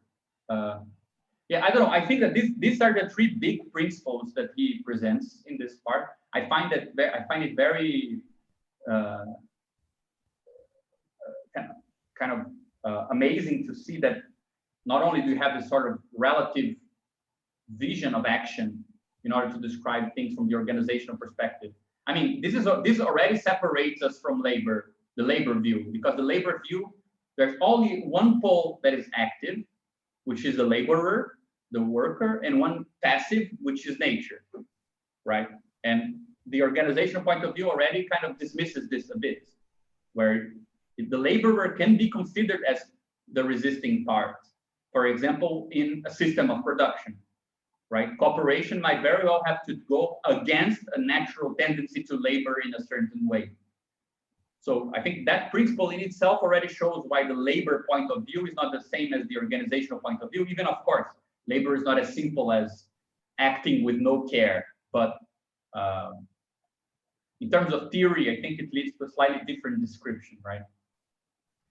I mean, he then makes this, he kind of breaks all sorts of barriers, first by talking that organization is not a matter of organisms, so you can have inorganic organization. Then he also breaks the idea that organization is either the practical view of organization is either physical or mental, because you can actually have mental processes being described in this way as well as physical ones. Then, okay, he defines a disorganized complex, and then he defines the neutral combination, right? And he gives mathematics again as a sort of example of the sort of arithmetic formula where the combination of things just equals their sum. And then he shows that a sack of potatoes does not weigh the sum of the potatoes. That's how he disproves that 1 + 1 = 2. Yeah, I mean, but this points at how like the conception of math here is kind of naive, because it's like there's nothing that says you can't have a mathematical system where you weaken the rule of equality, right? Like partial order systems. Yeah, I mean, but that's the point that I mean, he uses an expression here that I think tells a lot. He says it at some point that mathematics is the science of magnitudes. That's how Hegel described mathematics. That's how I think Kant also mentions it in this way. I mean, all the way up to Galois, right? Everyone thought that mathematics deals with quantity. Quantity was the object of mathematics. And so if you are precise about quantities, you should be able to have, I mean, arithmetic would be a perfect model of rigorous dealing with quantities, right? And a lot of what Hegel says that is kind of crappy about mathematics also comes from that principle. So I imagine that his idea of mathematics is very much in line with the end of the 19th century in the popular culture, you know, even though he was pretty much living through the point where it was becoming established that mathematics is not the science of magnitudes. The science of magnitudes is just one region of mathematics, right? But again, I think that this is a perfect point to suggest that Bogdanov might be more compatible with contemporary formalisms than he thought he would be, because formal logic, science of magnitudes, those are things that perhaps back in his time seemed like was the limits of what mathematics could do, right? Yeah, exactly. Yeah, I do think he's right, though, that there is something maybe more general in organization. I think today maybe we could say mathematics is inspired by the problems of organization, so that it has to kind of invent new, or extend itself, or invent new formalisms to try to capture that. Like this thing about the wiring diagrams. I mean, the wiring diagrams are clearly like motivated by organizational questions. Yeah, I think that it would be nice to try to understand where the limit could be drawn today, because it's obvious that, you know, you cannot expect some formal theory to say what organizing should be like, but it does seem like the reach of what formal systems can do is larger. So where did the frontier move to, you know? I think, for example, Badiou is interesting in that point because he he has a clear definition of that frontier for him, right? For him, mathematics should be able to describe, let's say, what follows from there being any structure without saying too much about what a given structure is, right? Because he wants to keep open the space for people contingently deciding what to do. And I think that even in the case when he uses category theory and partial orders and the science of unequal magnitudes, it's still a matter of saying spaces have this structure, but okay, what can be done cannot be totally reduced to it. But in the case of Bogdanov, there seems to be a different way of defining what is the limit for formal aids, right? Formal means. I wonder how that could be presented here.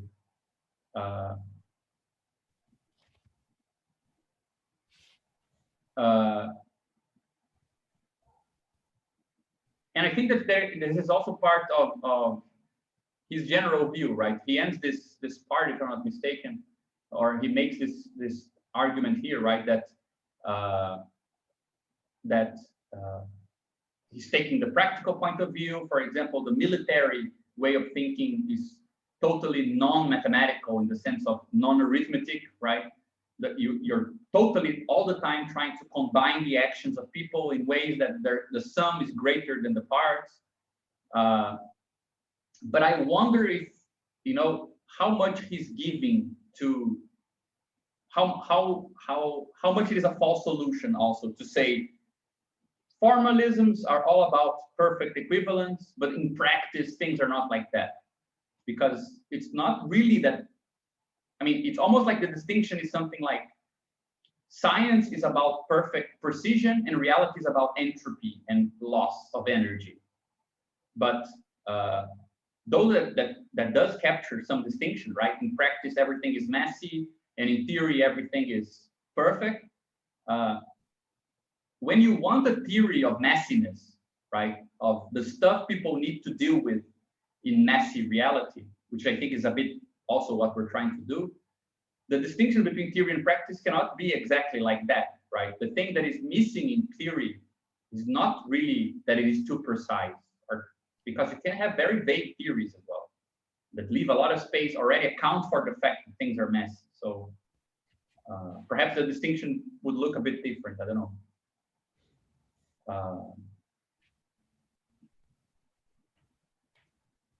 Yeah, I wonder if this approach of axiomatics of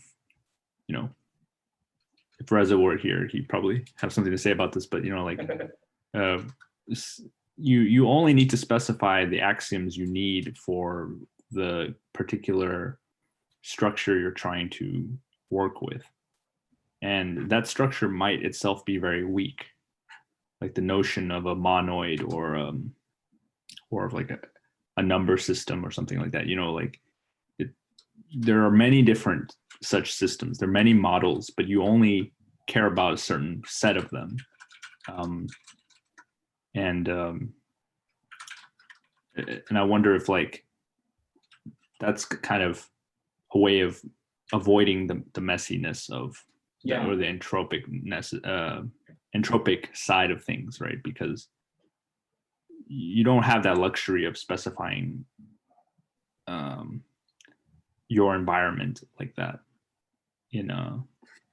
but I wonder if he would, I wonder if he would be, because there is a lot of people who make I'm not sure if it's too rushed. I tend to think it is, because every time somebody mentions Gödel, I think it's wrong, but it's the human sciences, but by default, I think it's crappy. But, there is a lot of suggestions that there is something similar about how systems relate to entropy and how a formal system relates to unprovable statements. That logic had to account for the fact that not all propositions of what is true can be deduced. So there is some sort of, okay, that's where the far-fetched part comes. It's kind of like a bit of noise. It's relevant noise. It's doing things. It's a true statement that is attached to that, but you simply cannot include it in the economy of theorems, right? In a certain sense, I wonder, and you mentioned axioms, Dennis, because I think axiomatic is the entropic view of mathematics. Like, axioms are not about having first principles you can never change. Axioms are all about having totally idiotic propositions as your starting point that you can add new ones once you find the inconsistencies that follow from them, right? It is the messy version. The definitional version is not the messy. So Euclidean version of geometry is more definitional. A point is a point, a line is a line, a space is a space. The Hilbert version of geometry with just axioms, which you don't know what they mean, and they might be consistent or they might not. You need to check. That's the more experimental, hands-on, messy version, because you cannot trust that you already know what follows, right? So I think that there is more, and I mean, ultimately, the whole idea that Badiou has that model theory is a theory of experimentation and not a theory of absolute truth. It's not a semantic theory of absolute truth. It's a theory of relative truth to a given system. It has to do with that result by Gödel, right? It has to do with the fact that there might be true stuff that you cannot express with what you got, with what you began with, right? So the dynamic view of systems, due to their messy nature, that you need to redo things, you need to add new stuff, that there is some energy cost to keeping stable, right? It has some weird intuitive resonance with the idea that for a semantic material to actually serve for a system, for a certain formal system, they need to be slightly disjunct, and there is some gap between the two, right? That you need to experimentally verify things hold. Yeah, now that you mention it, that's actually very relevant to everything. Like, Badiou's theory of points is like taking the system of axioms and projecting it onto like the messy world, right? Yeah. It's kind of like, because the whole deciding, does this belong or not to some procedure or whatever, some investigation, then you are taking like the fuzzy nature of reality and splitting it in two and saying, like, we only care about this set of phenomena now. Yeah, I mean, the Badiou began from this idea, right? For example, let's say this is a formal system, and you have some propositions you can prove inside of it, right? And there is here some unprovable, true but unprovable proposition. Most of French philosophy took this fact to say, see, language is always incomplete. The symbolic system is always leaving something out. The structure is always in deficit, right? And the X is the real, the X is entropy. Lacan even said this, right? But Badiou's point is, guys, forget about this, because why don't you just create a new thing where this new arrow now makes this expressible, right? Why not turn what is noise into form, or what is informed or formless into the means for another form, right? That's why he was against a sort of structuralist view and for a more historicist approach, what he calls historical dialectics, right? I think that his theory of models is more like this, and this is actually more close to Gödel's point. Gödel never said that this statement that could not be proven in this particular formal system is absolutely not expressible. No, it's not expressible in this system. If you come up with a different system that has more axioms, for example, you might expand it, and now this is provable. Okay, there might be something now that is not provable, but it's not because this is absolutely unprovable. It's just relatively unprovable with regards to the first system, right? Yeah, it's exactly it's the resistance Yes. to that, right? Yeah. There's activity, the activity of theorem proving, and the resistance of unprovable statements. But that's a productive, there's a productive relationship there, not a absolute like mystical thing. Yeah, exactly. So I mean, this idea is kept in his political theory. So he would say, let's say you have a world, and what counts as a part of this world has some form. But there are some things about this form here, for example, the labor power, which are not provable in the capitalist society. Say the fact that you have a life, that you have some desires that are not necessarily commodified. These things have no means of being expressed. And his point is not that therefore there is a real that is resisting capitalism. It's kind of the similar point. Resistance is just an action that hasn't had a form yet, that wasn't seen from its own perspective. So if you take that underlying matter, right, that part of the labor power which does not count, and if you take it as your perspective, now you can form a different sort of part, and therefore this becomes a different sort of world. Of course, he gives a lot of conditions for this. This needs to be connected to society, blah, blah, blah. But that idea, that basic idea, it's still there.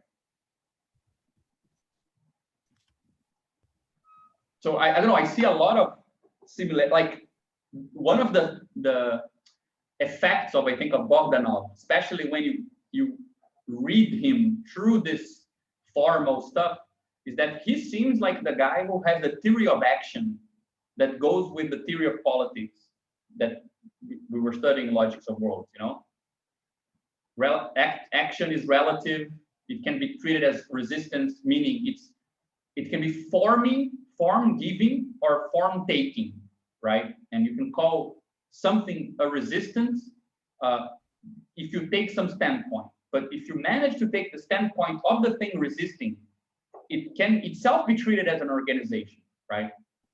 I mean, politically speaking, in general, it is a theory of organization where there is no political movement of resistance by itself.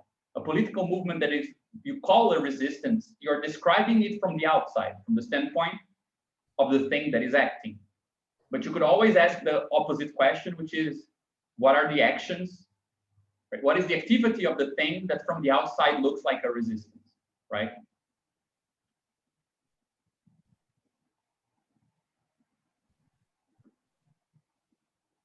I like this paragraph too here because you can see that even though he's not like, for example, in some of Lenin's texts, Imperial Criticism and so on, where he makes, for example, there was a big debate, right, that the place of bourgeois science and mathematics and things like this in Marxist worldview. And I like the way Bogdanov describes it here, because even though he distinguishes, he says science of magnitude deals with neutral complexes, tektology deals with all complexes. He also talks about this kinship, and his point is that mathematics gives us a concrete proof, right, a decisive and indisputable answer to the fact that there are laws that can be applied to cosmic worlds and biological cells, living people and etheric waves, scientific ideas and energy atoms. So it would be, let's say, the best example of the sort of universality he's talking about, right? And I like this also because you can see he's much more aggressive with not aggressive, but he's much more dismissive of philosophy than mathematics as a companion, right? The universality of mathematics is the universality of concrete laws. It's not the universality of describing the universe. It's describing one thing, like sums. 1 + 1 = 2. That's not a universal statement. That's a particular statement.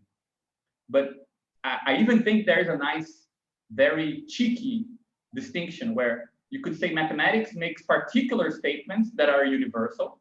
1 + 1 = 2 is a statement about ones and twos.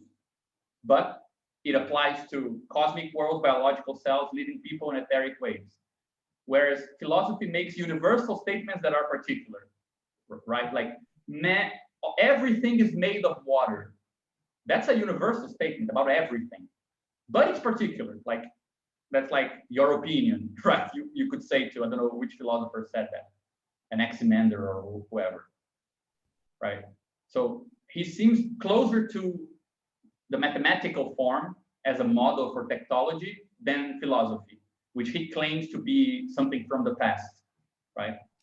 Yeah. It's very clear on page 61 where he, uses the Feuerbach thing, or that thing that Marx said about like philosophers want to explain the world, but the point is to change it. Mm-hmm. Right, and then he says that all like tektology replaces philosophy because it actually puts philosophical ideas into practice, and he says like there's no such thing as a philosophical experiment. Yeah, I must say I tend to be charmed by his idea. I mean, I really like philosophy, but I find it like I can kind of accept or understand the idea that there might be a historical closure to philosophy, and most philosophers today are kind of just trying not to die, like just survive the end of the species, because he connects so closely philosophy to a particular moment in the division of labor, right? The idea that societies need to be small enough that they need to have a social division of labor so that there is specialization and new knowledge, but small enough that you can learn about all those fields to build a general philosophy. Otherwise, the particular form of universality of philosophy is not possible, right? Which is a sort of generalization from the knowledge, not from the practice. And I think that tektology tries to survive the end of philosophy, in his view, by not being about generalizing the knowledge. I'm not trying to know what the scientist knows, know what the tailor knows, know what the delivery guy knows. There's way too many knowledges in the world to be reconcilable, right? The things that remain universal are the laws that all these different practices will have to face when activities meet resistances, right? So it is more like mathematics in the sense that it's a particular topic. It's not talking about everything. There is no natural mathematics, social mathematics, mathematics of this and that field. There's only the regions of mathematical thinking that are all dealing with particular stuff, but that particular stuff can reappear inside other fields, right? So it is a sort of generality post-specialization, which is different from philosophical generality, right? When you had like natural philosophers, like Descartes writes on mathematics, biology, God, social life, psychology. You write about everything, but it fits into a book. Each thing, each topic fits. What we know about all these things fits into separate little books.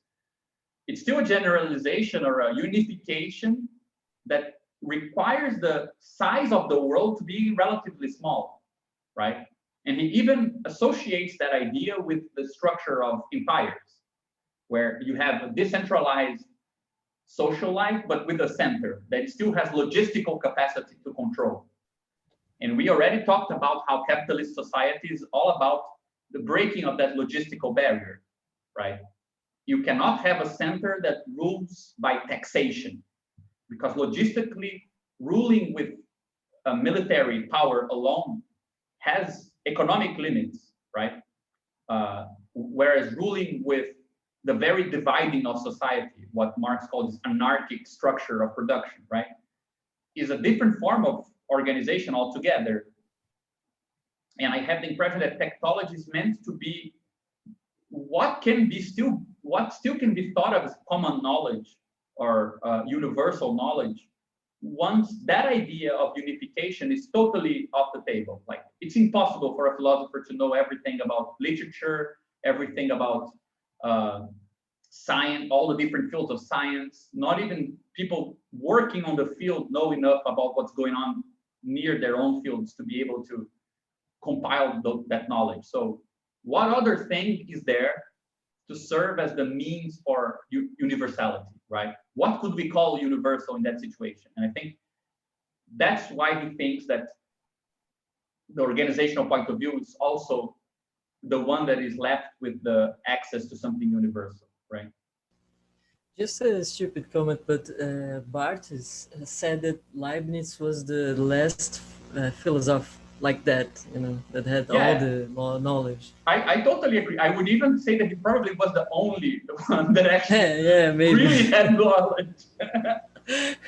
I mean, but you still have like Hegel writing encyclopedias, Kant writes on anthropology, theology. I mean, everyone we call philosophers, without a doubt, they tend to do that, right? Yeah. And I feel like there is actually a very nice because it's very vulgar and depreciative way of describing contemporary philosophers like Foucault, Deleuze, Derrida, Lacan, Zizek, and perhaps even Badiou. I think it's a bit different, but still, why not? Which is people, I mean, they don't want to write a philosophy about everything, but they think what they know kind of fits into all fields, So they can always practice that one move they have on anything you're doing, with the consequence that you always have the feeling that they're not really paying attention to any field in particular. So all politics should have this particular structure, but that's the same strategy with which they criticize science, they criticize art, they criticize whatever, right? So I kind of like the idea that we could imagine the sort of 20th century philosophy as an attempt to survive its own kind of historical anachronism, perhaps. I have a little bit the impression that in like a contemporary analytic philosophy, like I was reading this guy called Ladyman on naturalizing metaphysics, and the impression I have is that, like, I mean, the job he gives to philosophers, to a metaphysician, is basically gluing science, trying to unify science, but not through like this kind of like universal point of view of modern philosophy, but a much more like almost like a brick worker. Like he can only like look at a couple of special sciences and try to do some connections that are useful for the scientists. So it's, in this sense, it's a much more limited task for philosophy already. I really think that that's a good point, because I would say that analytic philosophy seems to accept, like, it's more humble, that philosophy in the time of absolute division of labor is also absolutely divided. Like, it's very humbly done in university departments. Everyone specializes on one or two things. It has the feeling that science, it kind of trusts that science is the only universal thing, so it wants to be close to science. Yeah.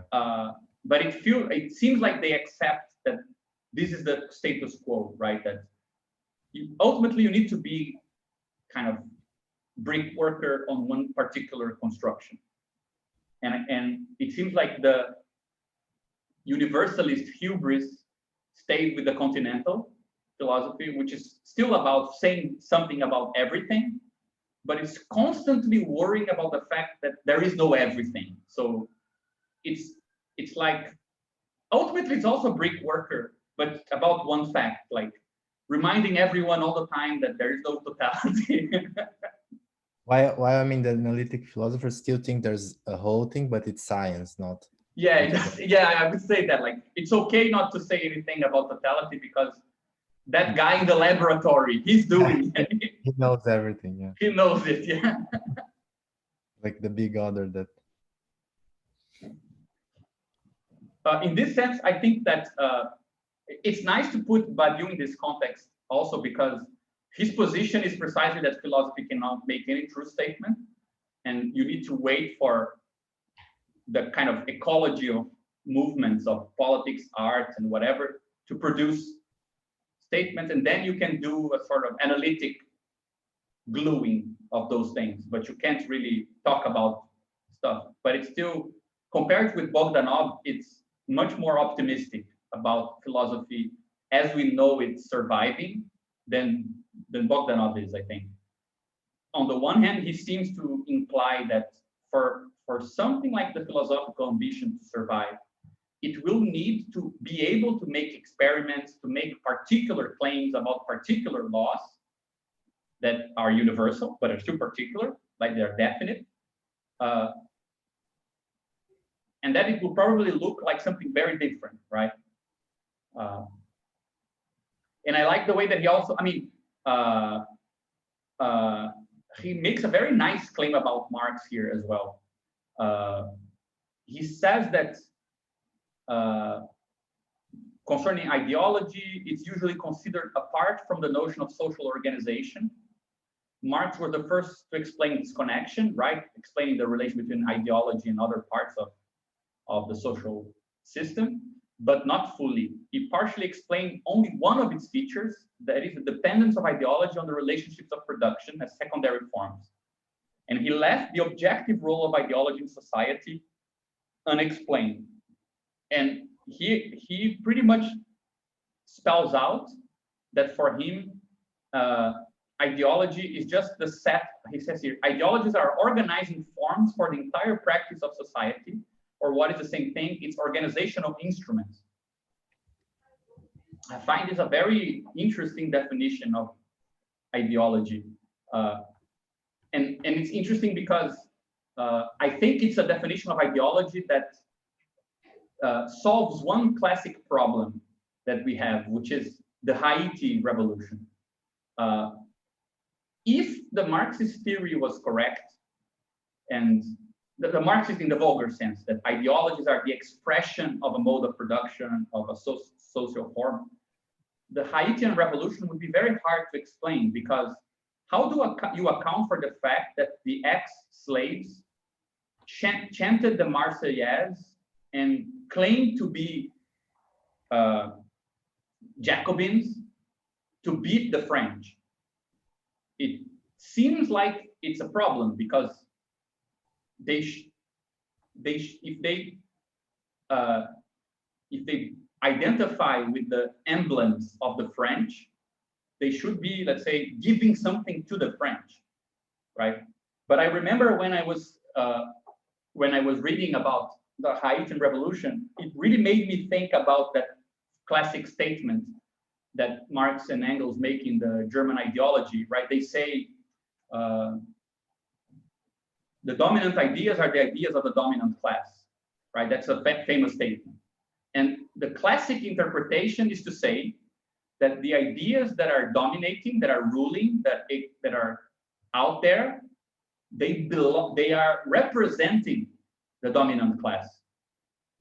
But after the Haiti Revolution, I started thinking that we could understand this sentence as meaning something else, like the ruling ideas, meaning the ideas with capacity to rule, the ideas which have power, belong to the dominating class, not represent. Like, it's not a matter if it's their interest or not. It's simply that those are the ideas that have most social effectivity. So you would have a different theory of ideology. You would have a theory of ideology, which is alienation, meaning I identify with a content that belongs to a different class, right? Which is our classic theory. And you have a theory of ideological abdication of ideas, which is the case in which you give to the other class the property of ideas that have the power to organize.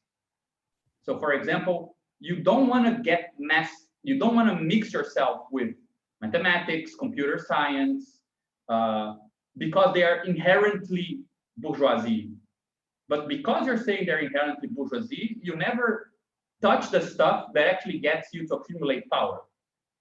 For example, I think one guy who touched on this idea a bit, and I think it has a very strong colonial connotation, is that Domenico Losurdo guy, who a lot of people hate these days. But Domenico Lozurdo realized something that I think is very nice with his concept of self-phobia, right? He points out that many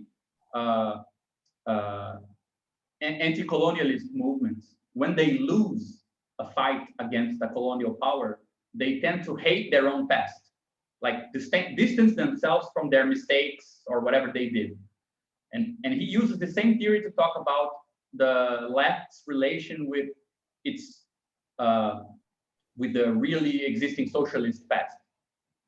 And his claim is that, of course, he hates like contemporary philosophers and he's probably a bit too harsh, but his point is that most of the theories that teach us today that we should not desire power because power is alienating, they come from the first world and they're aimed at the third world, and they pretty much tell you not to want the things that the first world already has.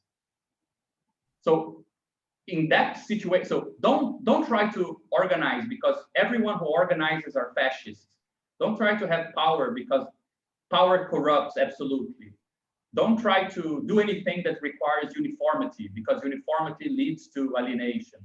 Don't try to get mixed up with science and mathematics and computer science or whatever, or economics as well, because those are bourgeois sciences that will manipulating to naturalizing whatever.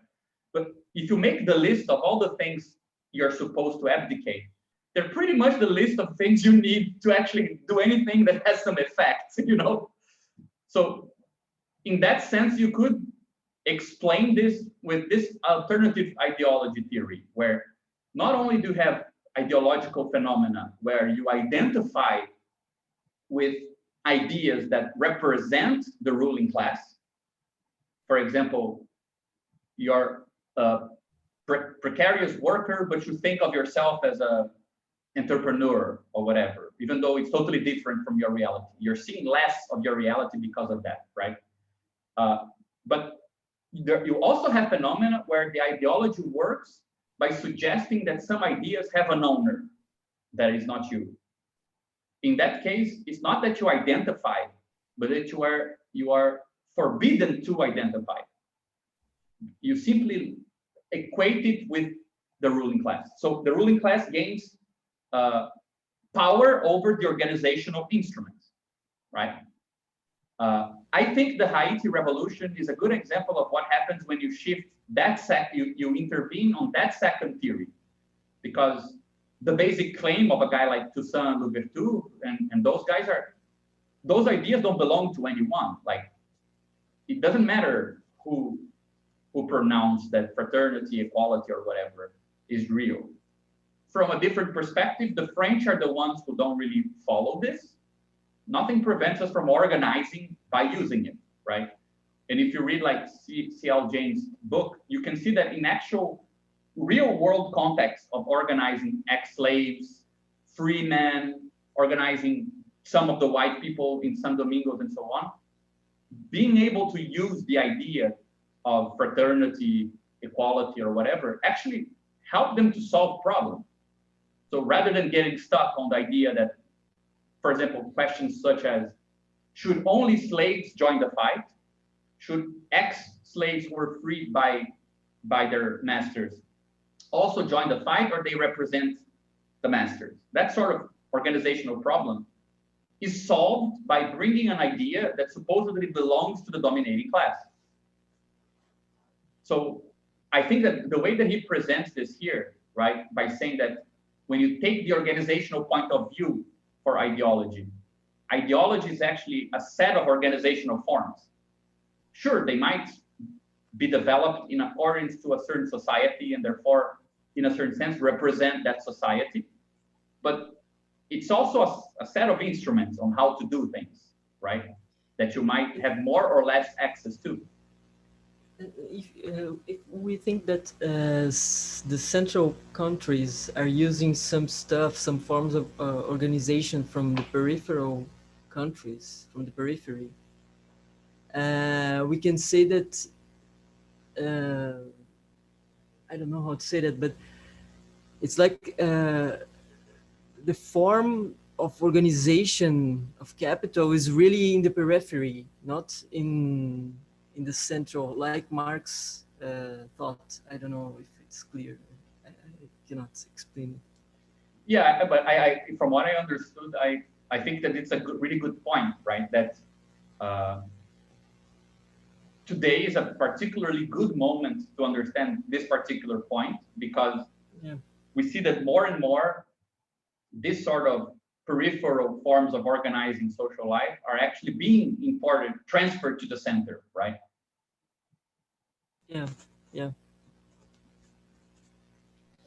It's like these techniques that you're talking about are in the periphery, not in the center. Just no, but I totally, I think that's a crucial point. Like, also, I mean, just to not to lose the point, I love the fact that he actually, you can see that he was reading the marginal utility guide, right? Yeah. And he calls their theory anti-organizational. Yeah, this is his way of saying they're crappy ideas, right? It's like anti-organizational is the worst thing he could be. Yeah, but I think it's a good point. I mean, you know, like now that I think of it, it can actually take us back to the original discussion on contemporary economy and Marxian standpoint, and also the complexity and social responsibility point of view. Because couldn't we then redescribe, because the way he describes it as anti-organizational is not just saying it's like, we don't care, right? He says it takes as its basis the subjective relationship of separate men to his individual needs, right? So I think his point of view is something like this, that marginal utility takes these things here to be disjunct, which are rational actors, right? And the market is the thing that does like this. So complexity is an effect of the market. The market is the thing that has some complexity level related to it, whereas individual agents don't. Whereas what he's trying to say, I think, in the corporation example is a good example, is that this is already the individuals are already kind of enchained together in complex interrelations, right? And then the market comes on top of this. So you cannot equate market with complexity, and therefore economy is the study of the laws of the market, because the greater source of complexity is social cooperation, and the market is a kind of thing that goes on top of that. Yeah, I mean, I completely agree with that. Yeah, it's like you're trying to explain. You're trying to set a threshold on the organizing principle, and it stops at the individual, right? There's no causal influence that you could ascribe to larger forms of organization if under marginal utility, because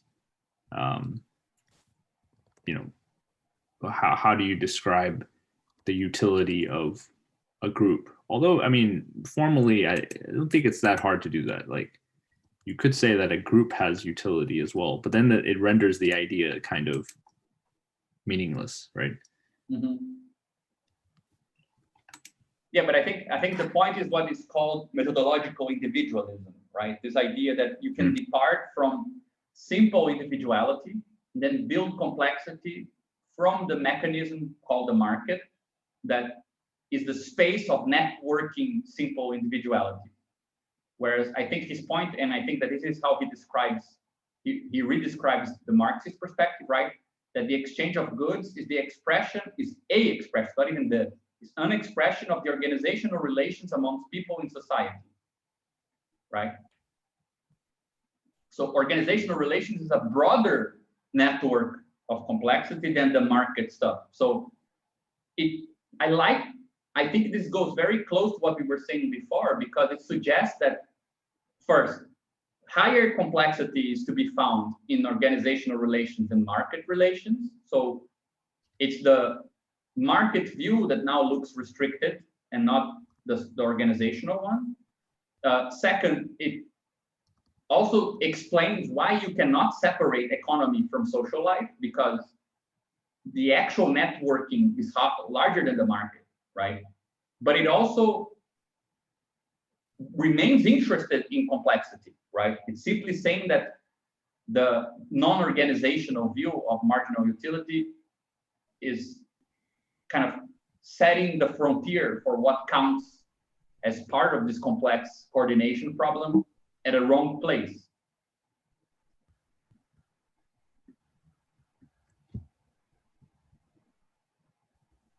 Yeah, he says here in the next paragraph that it's like they're objective conditions, right? I mean, a subjective valuation doesn't change the price of the goods.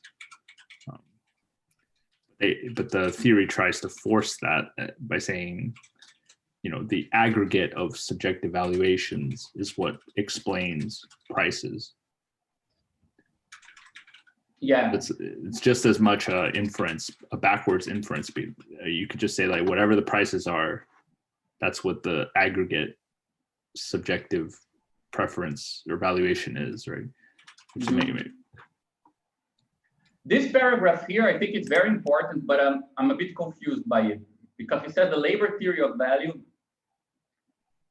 comes from the concept, originates from the concept of social organization of production.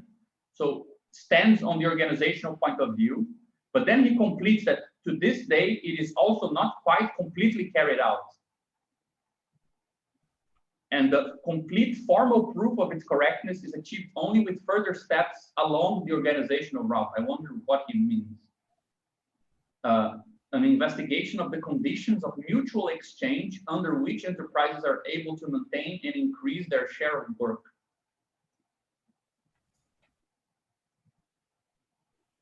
I don't know what conditions of mutual exchange for enterprises, for companies.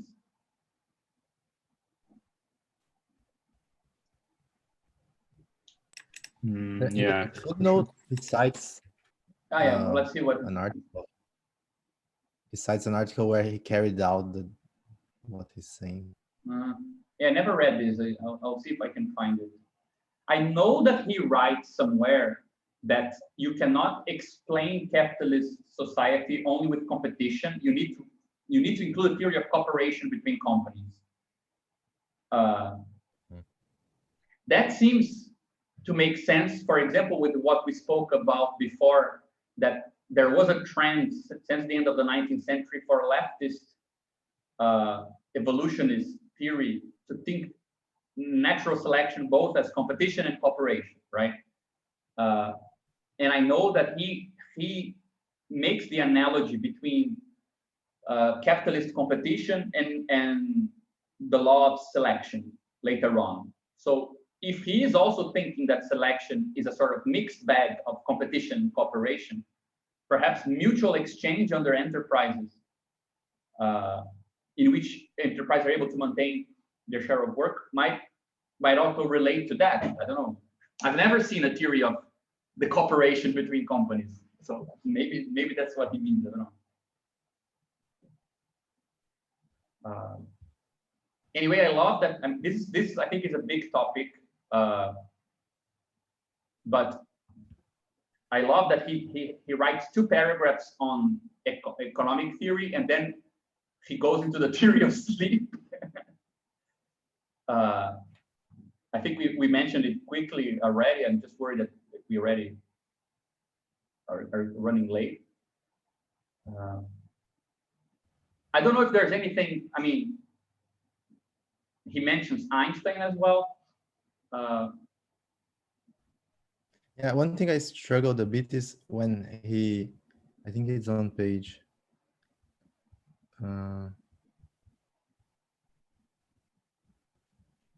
55. Like, why does he makes this choice of, because he kind of frames it in a kind of like a naturalistic project, Tektology, like that what they should use as model as of the tools for Tektology is what the natural science gives you. So, I mean, why doesn't he look that much into like real political experiments? Like he was living close to a revolution, and it's kind of surprising how little he talks about, like, because he also mentioned like real experiments and how these are real examples of Tektology, and he struggles with like examples from biology with like artificial cells, but I don't know, I thought it was weird, like the lack of But it's funny that you say this, because I have been, the way that I understood his strategy is saying that we should look for natural sciences to see what's missing also in social sciences, because he talks about abstraction in the case of experiments in natural sciences, and then he says this, where is it, that in astronomy you have not only real experiments but mental experiments, and then he said here, in the social sciences, with the colossal complexity of their subject matter, a real simplifying experiment is so far only possible in exceptional cases. So he's measuring, he's not saying natural sciences will explain, but we should see what they do and ask, can we do it as well in social sciences, right? That's why I think what he says here, like, in what form should organizational science apply the abstract method? He says, the point is that although this science does not yet formally exist, organizational experiments do exist, right? So I think that his point is, this could not be this should not be philosophy. This should have experiments, and social sciences cannot yet provide direct experimentation because of the colossal complexity of societies. So the only place where we can find organizational experiments is in other places, and they quote some of these guys, right? I don't know. I have the impression that it's not so much a matter of a naturalist project of, you know, nature is the thing to be explained in the last instance, and this will explain everything else. Or we should describe societies from the natural standpoint or something like this. I think it's more the case that he's trying to, for example, if we take the part on Marx there, we're trying to develop what is not in Marx. But that further development requires some methods. Where are we going to take those methods from? Well, from the places where organizational sciences are more developed. And they're more developed in the natural sciences. So we should look at them, not for the content, but for the method, right?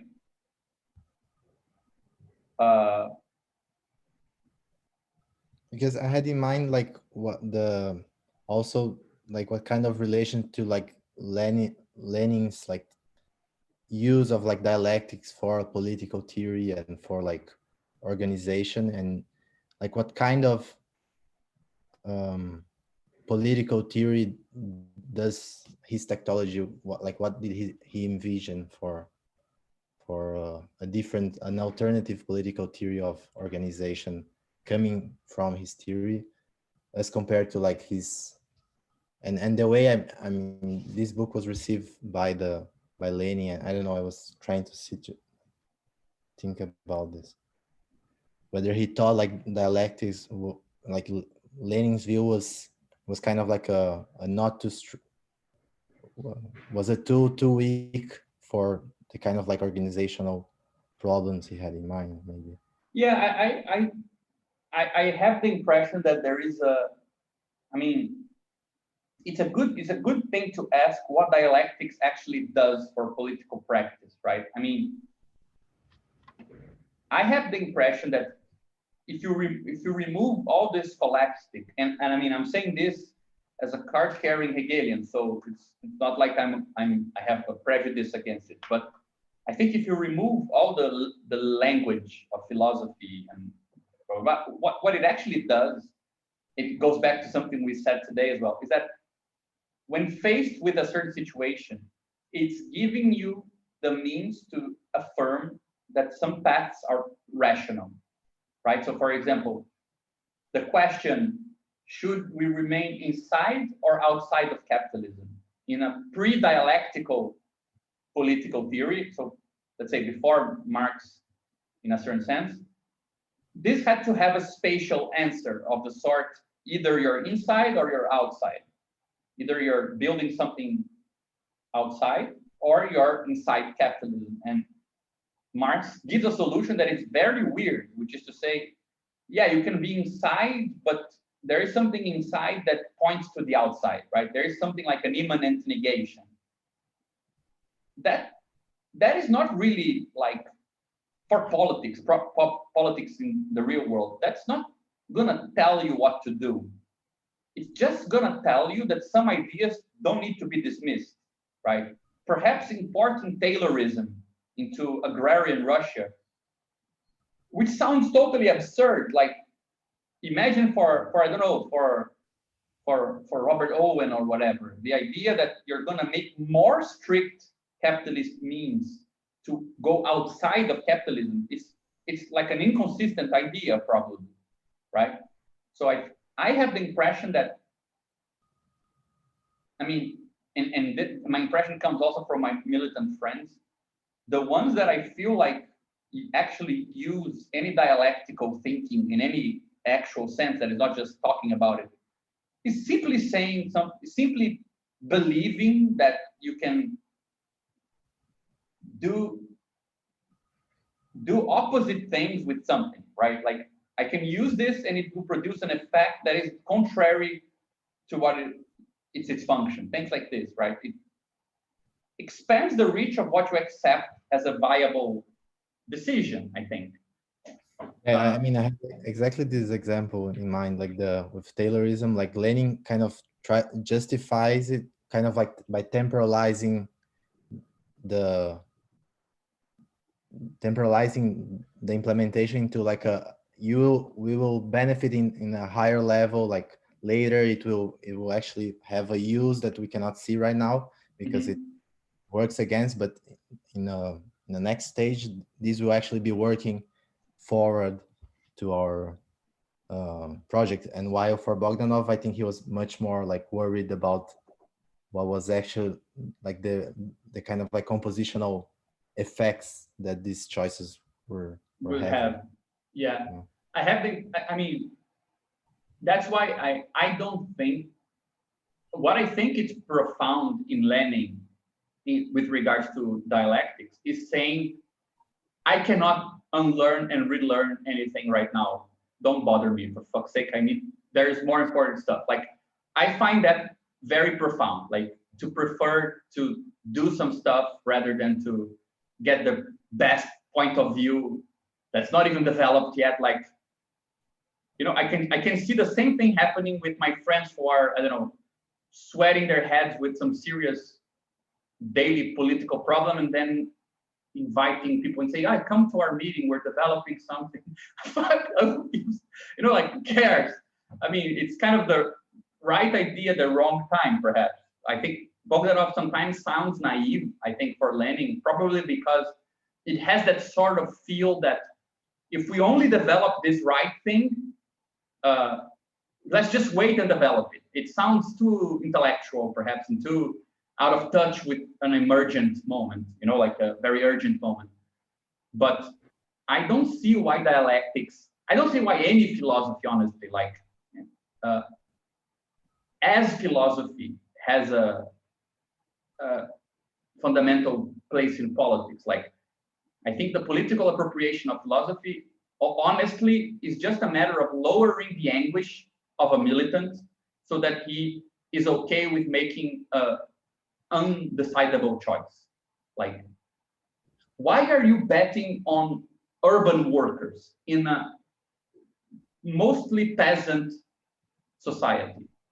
Like, statistically makes no sense. Like, there are more people in one place, less people in the other. Why are you betting on this?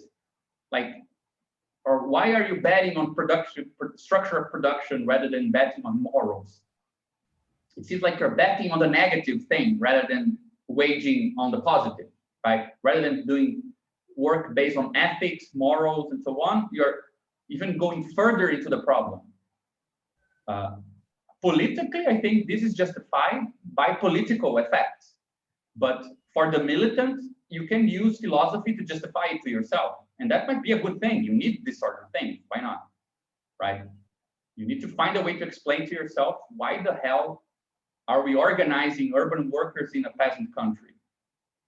It might be a good idea and you can see good effects, but it might be very anguishing, because how the hell do you explain that? You need to trust that it is a viable, that's a rational decision, right? I think dialectics broaden the space of what we consider rational strategies.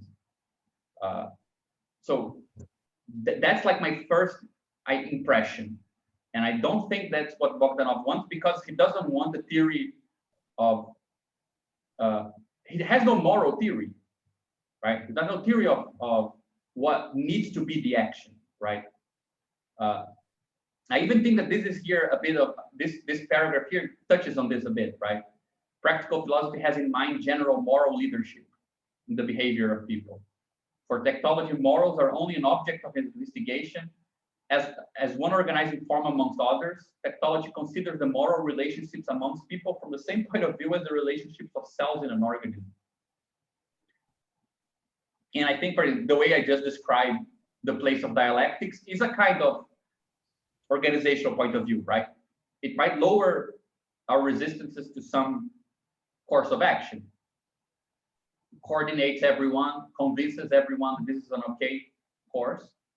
And I think that Lenin was probably right. It was the way that the Marx text arrived. It was based on that. Plekhanov was a very dialectical guy. There's a lot of interesting stuff in Hegel, and Lenin actually preferred to further think through Hegelian themes than to think about something else, right? But I think what Bogdanov is proposing is not even anti-dialectical, because I think that you can definitely find very similar stuff inside. It's simply not philosophical, so it's not a philosophy.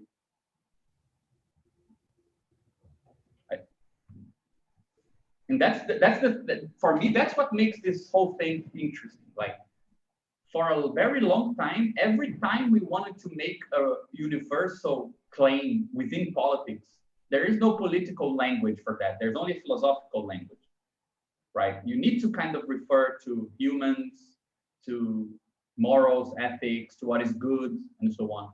It's hard to make a universal political claim in a political language, because political language tends to talk about, immediate demands. And I think that what he's trying to do, in a certain sense, is more to expand. I mean, ultimately, I think he's much more concerned with broadening a political language than, of course, he talks about biology, natural sciences, and making the universal science. But I totally agree with Lucas. I think in the end, it's the point of view of the workers. Like, it's meant to be the practical point of view of people who build and cooperate and coordinate stuff. And it's a matter of, I think, increasing the expressivity of that. Yeah, I mean, it gave so much energy to this idea of proletarian culture, right? The proletarian word. I really think it's very weird to think about what prolet could be.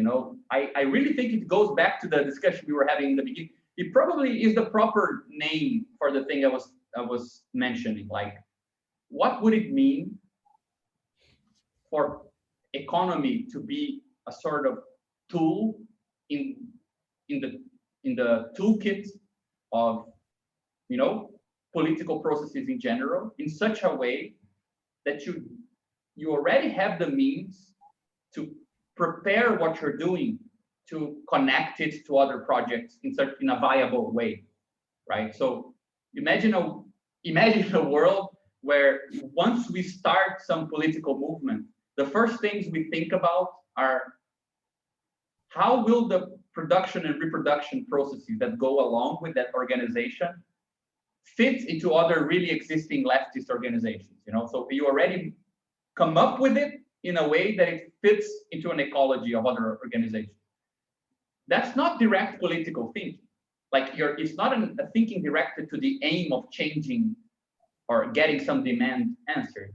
It's a lateral concern as well, right? It's a concern of the form of the means of the action to which politics usually concerned with the end. So you were going to build something, like, for example, if we think about the platform we're trying to create, it theoretically facilitates that sort of thing. Because if you have a good idea of the organizational landscape, and you know some people produce things you consume, and you know some other people are offering some sort of service that you might need, you might connect your organization with that other organizations, which is an economic decision. It's not a purely political one of let's go and do what needs to be done, right? So yeah, I think in some that's sense, a good idea for thinking what product could mean, right? That's a culture, but like in a weird sense. Yeah, it's like a culture which already is actively involved in the scientific investigation of organizational science, right? Where it seems like not only do you have the specific aims of an organization, but the very fact of having an organization and interacting with other organizations is supposed to yield some like kind of scientific knowledge about organizations in general. Yeah, so for example, you're organizing something or some process took place. What would have to have been the way this was carried out so that in the end, you already will have the means to transmit that experience to other organizations so they don't make the same mistake. You cannot do things in the same way. You need to do them slightly different. Like it's a sort of culture. It's like talking about work culture, right? In companies, like, oh, you have to think like, what do managers mean when they're talking about culture in that sense? They are kind of telling you to learn how to think of yourself as part of something which is not yourself, right? And like, don't make decisions and don't only have them orally decided. You need to have it on paper so others can verify. That sort of kind of business culture, that's it's not a proletarian culture, but it's a sense of culture that I think it's similar, which has to do with the form of the steps you take, not so much the function, the purpose, right? But I think the critical like challenge is to how do you know that what you're doing is actually like organizing the right way and not organizing against yourself. So because I think maybe this first hypothesis of our group of being able to situate within what you do, like being able to situate capitalist forms within the space of what you're trying to do is probably the best way to defend yourself against what you don't want to become. So like if you can always evaluate how much you're reproducing capitalistic forms or how much you're working in some sense that you're not even perceiving. So I mean, I don't know, I'm thinking the ways that I don't know, syndicates can, like from many points of view, they are like working for the workers, but I mean, at the end of the day, they're doing work for the state to actually control them. So these organizations would have to be able to have some sort of immanent criteria to know what they're like, if it's about like building organizations. And so this is what I wonder. How do you? Yeah, I don't know, because I think again it goes back to this idea that the sort of questions that this sort of approach might answer might not be the way we're used to formulating them. Because, for example, I'm quite accustomed, and I tend to agree that for some time now, trade unions usually are not that subversive. They tend to be much more kind of controlling of a revolt than kind of stimulating it. But one thing is to define this in terms of this is what they do, they resist, right? Some political activity. A different thing is to understand what is about the trade union structure that makes it so, right? And in which cases this will be the result.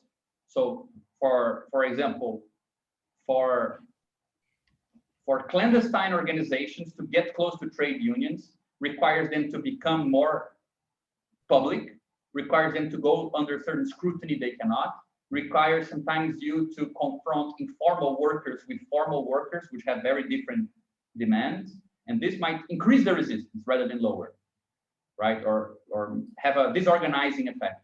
But I think is the labor organizations are, how do I say that? The capitalism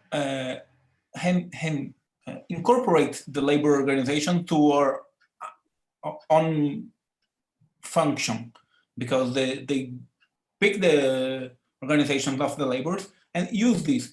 For example, in the syndicalism, it's very clear that that's one book I have only in Portuguese, Capitalismo Sindical by João Bernardo and Luciano Pereira, and explain how the syndicates and the labor unions use the fundos de pensão, eu não sei como é fundos de pensão em inglês. Pension funds. Action funds to put this in the different companies. And now, for example, the Vale do Rio Doce company are property of workers of Banco do Brasil. I don't know, Bank of Brazil. I don't know how to translate that. For example, I think this is an important thing, and even the idea of Bogdanov of workers collaboration or workers cooperation in the Toyotism capitalism use that to improve the productivity, and I think it's important to think how the capitalism use this kind of things, I think. Yeah, but I think I totally see your point, but I just wanted to show how the different perspective on the same problem is. It doesn't change the political effect that this already happened. We know this already happened, that the trade unions are easily part of capitalist society. They facilitate the juridical appropriation of work itself and a lot of things. But I just wanted to show that this thing that he means about the organizational point of view can just be described from the standpoint of when you think about trade unions as the way they are organized and the way that that organization fits into a capitalist organization, you start having, the general effect might always, or the statistical effect might be that they work against movements. But it would be nice politically to explain this in a way that if you find, let's say, the last trade union that is still working in a different way, or that is still interesting, that you won't dismiss it before you look at it. Because you don't want, political theory or political knowledge is good when it keeps us from making mistakes again, but it can become bad when it prevents us from trying things that might work as well. So I think what Bogdanov does that is nice when he talks about the sort of organizational experiment, that organization substitutes epistemology, right? It ties knowledge to organization, is that we might see a situation, for example, some NGO, ONG, that is totally apolitical and has absolutely nothing to do today to help anyone. Is it, in their case, totally necessarily useless to come closer to some trade union, to the Sindicato dos Professores, or to some whatever union. Perhaps it's good. I mean, it would be good to have tools to evaluate that case by case so that we can make better decisions. And even in the case where it's confirmed that it's a law, no trade union is useful anymore, that we can actually explain the law, like say explicitly why, rather than simply historically that's the case, right? So I think that the organizational point of view tends to be, it might help to explain why trade unions can be get in the way of political progress or political process, but at the same time, it doesn't claim this in a way that you will no longer even look at them, right? Because we still need to deal in every situation with whatever is in every situation. So I think that the question you asked, Renzo, about, okay, but how can we know if we're going the right direction or against it? That's not a scientific question, that's a political question. Mm-hmm. And I don't think that it's precisely because there is no universal answer that we would need universal methods for sharing particular answers, right? Like, it's, for example, there are interesting Black movements in America that are doing interesting things, but they're not really working in a way that we would anticipate that has effects. We might assume that it didn't, right? Or new movements, for example, we're talking about, some people even call them non-movements, right? The yellow vests and all of that. Like, it's good to have an approach that doesn't require to make a judgment before you see the effects, and also is able to collect the effects without assuming that everywhere is the same. I think that view where systems and environment are always seen together, and think it helps that sort of thing. The goal and the purpose and the effects of politics remain to be evaluated by the people involved. Like, you can't tell people, look, guys, this is not how it's done. I read in a book, this is how it should be done. It's not gonna work. But let's say you are in a situation where either you take the help of a trade union or you have no way to go forward. If you have a sort of philosophical theory, you will say this will necessarily go wrong. If you have an organizational theory, you might think that the risk in that particular case is valid. And if it works, it works. If it doesn't, you might learn something, and others might benefit from your failure, you know? I think that's the sort of dynamics that this sort of theory might help. And I think it always goes back to this thing we were talking in the beginning, where economy, philosophy, and other fields seem to become tools in a toolkit, where you're never really worried about saying global things. This is how it should be done in all cases, or this is how everything works, like in an economic model of society. But you need enough tools so that whatever situation you're in, you have a good view of how to connect with other things, how to build into something larger than your own scale, and how to connect with that, right? Things like this. I think even more challenging than how to deal with failure is maybe how to deal with success as well, because an organization that becomes really successful in the sense that it grows really big or becomes very influential, it's like it can quickly become unrecognizable, right? Like, you have all this questions of alienation and kind of like the more decentralized it is, the more difficult it can be to feel like the organization was the same as it used to be. So when that happens, you kind of reproduce the same cognitive mapping problem that you have with capitalism, right? Mm-hmm. So I think that's something like, I'm not sure how Tektology, if that's even a problem for Tektology. I mean, yeah, from the organizational point of view, it's an experiment. It's just a bigger experiment now. But I wonder, like, how we can deal with, because at some point,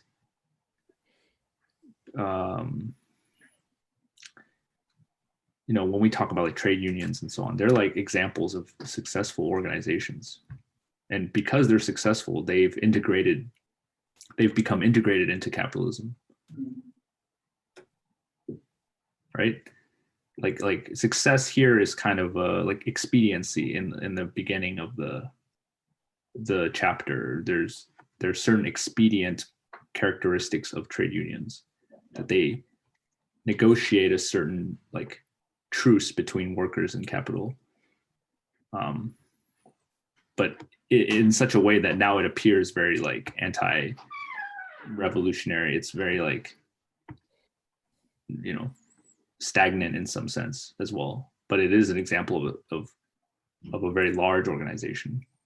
So I guess I'm wondering, like, how do we distinguish that? Like, is there other metrics for success of an organization that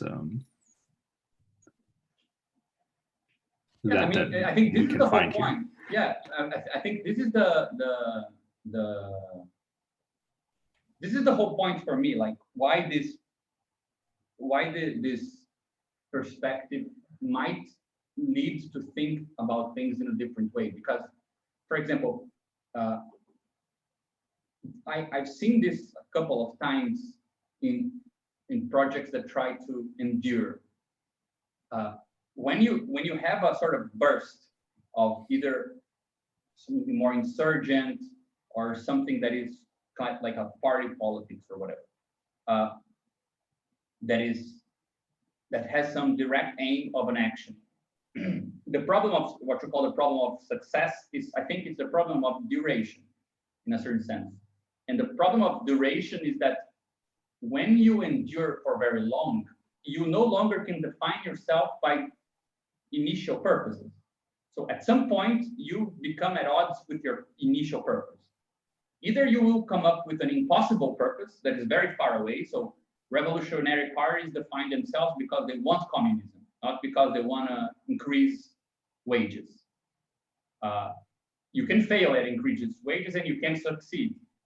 If you fail, you're not a good organization, but if you succeed, you no longer have a purpose. So we tend to have non-pragmatic, global, systemic point of views because I think it's something that remains untouched no matter what happens. But if you have more pragmatic goals, they can be multiple, they can be one, or whatever. At some point, there will be the question of, can you survive your own goals? Can you come up with different goals? Can you accept that you weren't meant to do what you thought you were meant to do? Like, you start demanding something, but for example, I remember that one of the texts on the yellow vests that Renzo sent us, talking about, for example, the sort of open air kitchens or kind of places where people in roundabouts, they met and they do like stuff together there. I mean, if you define what that movement is based on the demand, the moment that those demands are not heard, or not being spoken, you might suppose that it's no longer the same movement, right? So it's interesting to have an approach to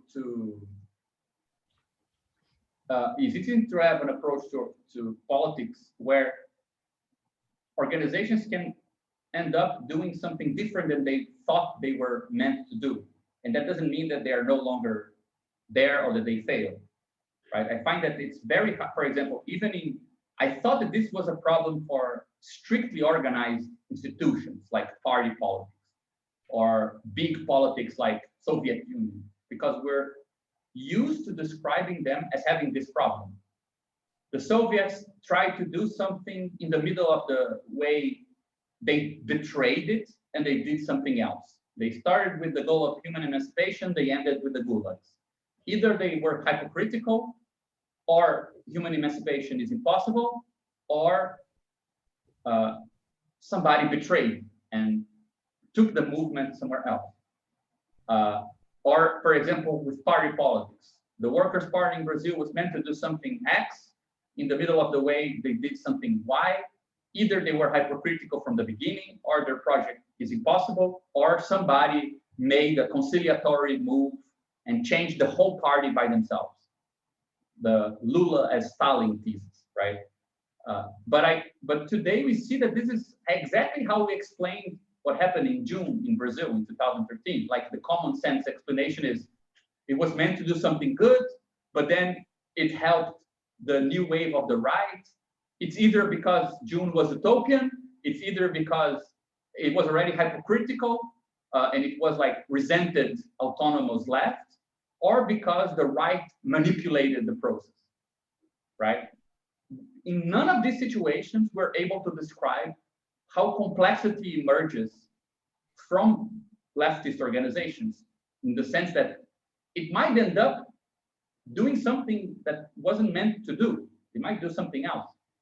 And I have the impression that, for example, a good part of the left in Brazil, when they saw that the protests in the streets were much more heterogeneous than they expected, much more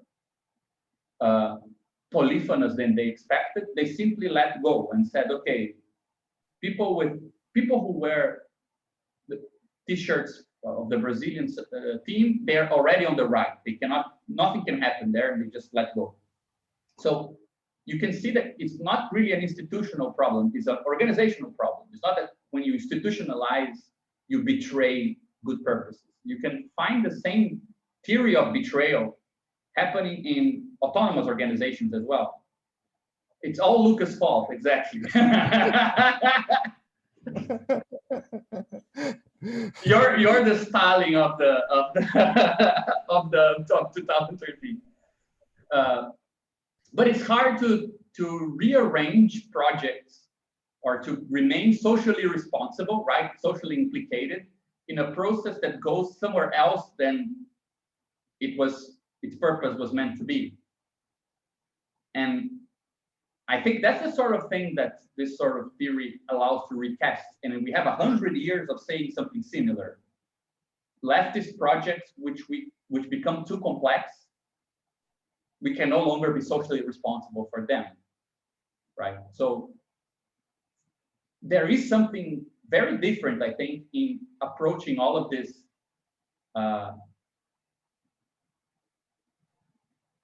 in a way where you can assume before it starts, right, that you cannot control, right? I think it's something I remember talking to you, Renzo, and the friend of yours, I forgot his name now. Fred, yeah, about this sort of what is a political thinking that goes together with uncontrollable social movements, right? Yeah. And I think that this fits very nicely. Like, we should have means to navigate something we cannot control. And if you cannot control it, it means that identity cannot come from purpose, because that's precisely the thing you cannot say beforehand what it is, right? So I don't know. I really think that there is a politics that goes with tektology, but I think it has a lot to. That's the sort of key problem in the center, you know. But I think it answers strange questions. I'm not sure if we have the protocol to pose the questions in that way, because tendency the question is, I want X to happen, X needs to happen. That's real politics. Everything else is not real, right? Whereas the idea that you need to navigate something that you cannot control, but that doesn't mean it doesn't have a form, right? It doesn't mean you cannot recognize a continuity, even though purposes change, right? I think that's my point. In the field of morality, I feel like capitalism has an advantage, not because it's more moral, but just because it obfuscates the chain of causality, right? Like, you buy something here, you don't. I mean, it's it's contributing to destruction of the planet or slavery somewhere else, but you don't. Money erases that chain of signification, right? Mm-hmm. So capitalism has an advantage because anything bad that happens there is like completely, it appears completely spontaneously. But if you have an organization and it goes out of control and it has some bad effects, it's like, you know, it goes back, you trace it back to like, oh, corruption, or you know, some crazy person took over and it's like now it's a dictatorship, or yeah, it's sold out or whatever, right? So from the moral standpoint, and I know from Bogdanov's perspective, this tektology is amoral, right? It doesn't measure organizations that way, but it's no, but I think it has everything to do with that, because I think we could simply say that morality becomes causality in a certain sense. It's not like Spinoza, but it's like, yeah, man, you want to do this. I'm not going to tell you shouldn't, but this is what it costs to do it. Like, this is, you know, you have more knowledge about, or a better perspective on the actual terrain, but where you want to go is not something that Tektology would be able to say exactly. Like, if it is an experimental project, we need to test the walls. Like, it's if you're in a building in the dark, so you might, okay, you have some past stuff that can help you, but you still kind of need to navigate uncharted territory, right? Society is way too complex for you to have a complete map. So walking around is also completing the map a bit. But I totally agree with you. I mean, that social responsibility versus complexity thing I was talking about kind of explains this, because capitalism can be loosely associated with concentration camps, famines, and things like this, but nobody makes the social responsible relation, right? The idea is that people were just acting on their own interests, and by chance, there was a housing crisis that made, I don't know how many people unemployed. Like, there are too many veilings in the process for the generative effect to look like it has a cause. Whereas socialists tend to make themselves the cause, like they want to be social responsible. But they don't think things are complex. So when things go wrong, they already made themselves responsible. So you need to answer for every fucking bad, right?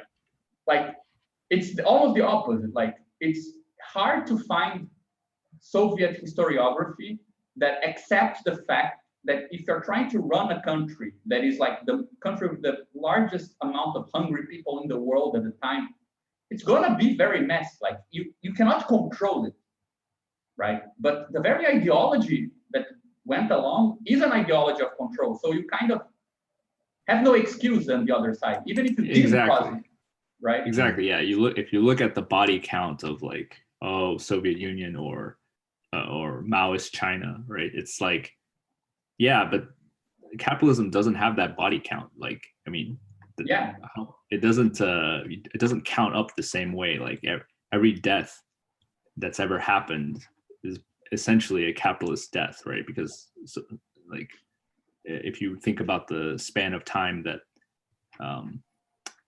you know, China and Soviet Union were around, it's only a small blip but we don't keep that count in for capitalism. So I mean, I see that as like a challenge in how we map, like you said, map this causality. You know? Yeah, because for example, I don't see how it's possible for us to be interested in organizing disparate social strata, people with different backgrounds, different forms of life, and not expect, I mean, weird, violent stuff to happen. Of course it's gonna happen. Of course some crazy stuff is gonna happen. But we cannot also be surprised. Like, it's neither a matter of, you know, I wanted this to happen because you're concerned with another purpose, but it's also not a matter of saying, oh my God, it's impossible to foresee. So when you're talking about the fact that complexity involves some stuff appearing that you couldn't control, right? You end up having to, if you want to have a discourse on social responsibility and a practice that includes complexity, you need to totally reshape how you talk about unwanted collateral productions, right? Where you can both say things like, yeah, this is, I mean, I cannot control this. Nobody can control this. This happens, you know, it's not a good thing. I can be against it, but at the same time say, yeah, man, what sort of thing are you expecting to happen? I think that there is also an effect on how we address this sort of issue of what we can be responsible for and what we cannot. And that issue I was talking about, that there is a certain theory of ideology that can be described in terms of instruments we cannot touch, right? Or that we assume that we cannot touch. I think it's also part of it goes in that direction, that most of the instruments that are not supposedly not interesting politically, most organizational instruments that are not interesting politically are the ones that increase complexity very fast, right? I mean, so it makes sense for our identity as being the socially responsible party that we shouldn't want to mess with stuff that makes weird effects appear. Like, why would we want to? It's fine if there are many autonomous organizations around the world. I have nothing to do with them. But if you come up with a network of autonomous organizations, suddenly you're implicated on stuff that you cannot control. And then we don't have a discourse for that. How do you convince yourself that you desire that? Because it's the body count problem. Problems will emerge that I will have to be responsible, even though they are emergent features and not caused by actions directly, right? Yeah, it reminds me of, there's this text of some friends of me and Legumi that they analyzed the June revolt. It's called the Limite da Tática, Legumi. It's the limits of tactics. I think have translation for English text, but it would be really? Yeah. I think I really do. I think have They analyze like the tactic of the revolters precisely running into that limit of this loss of control. Like it's really, and I mean, it's kind of like a contemporary form of the revolt, in which the objective on one hand is precisely that, because that's basically what we have, the left has today, like creating revolts, but at the same time is the point of where you lose control out of what's happening. So it's this nice, I think there's a lot. I really like that. I remember you sent in the text, in two texts that were analyzing the greve dos entregadores, the strikes for the app delivery people. That there was this thesis was there as well, right? This idea of the left's difficulty with dealing with the production of things that go beyond control, right? Yeah. But I think, sorry, yeah. No, I was changing subject. If you want. No, I think it's a really cool hypothesis. I find it much more kind of up to date with what is really frightening for the state, for example, because as long as you see a movement is controlled by some organization, some institution, it also means that the constraints of that organization will constrain what can be done. The moment that no organization can be set to control, that means you don't know what the constraints are. So that the risk becomes real. Like, you cannot tell where that goes, right? But I remember that in the text you sent me, I had the impression that this was still formulated as a sort of negative, like more of like what is left that we can still do, and not something that, you know, we can, like, because the very idea that it's a limit of tactic is a weird idea, because it's a tactic itself, right? A weird definition of tactics, but it is. So to give a positive description of this, I think it's very interesting, very challenging thing as well. Agora tem ninguém falando inglês aqui para falar português. Português. Que era uma merda isso, porque fica uma pessoa que fala inglês e fica falando tudo em inglês.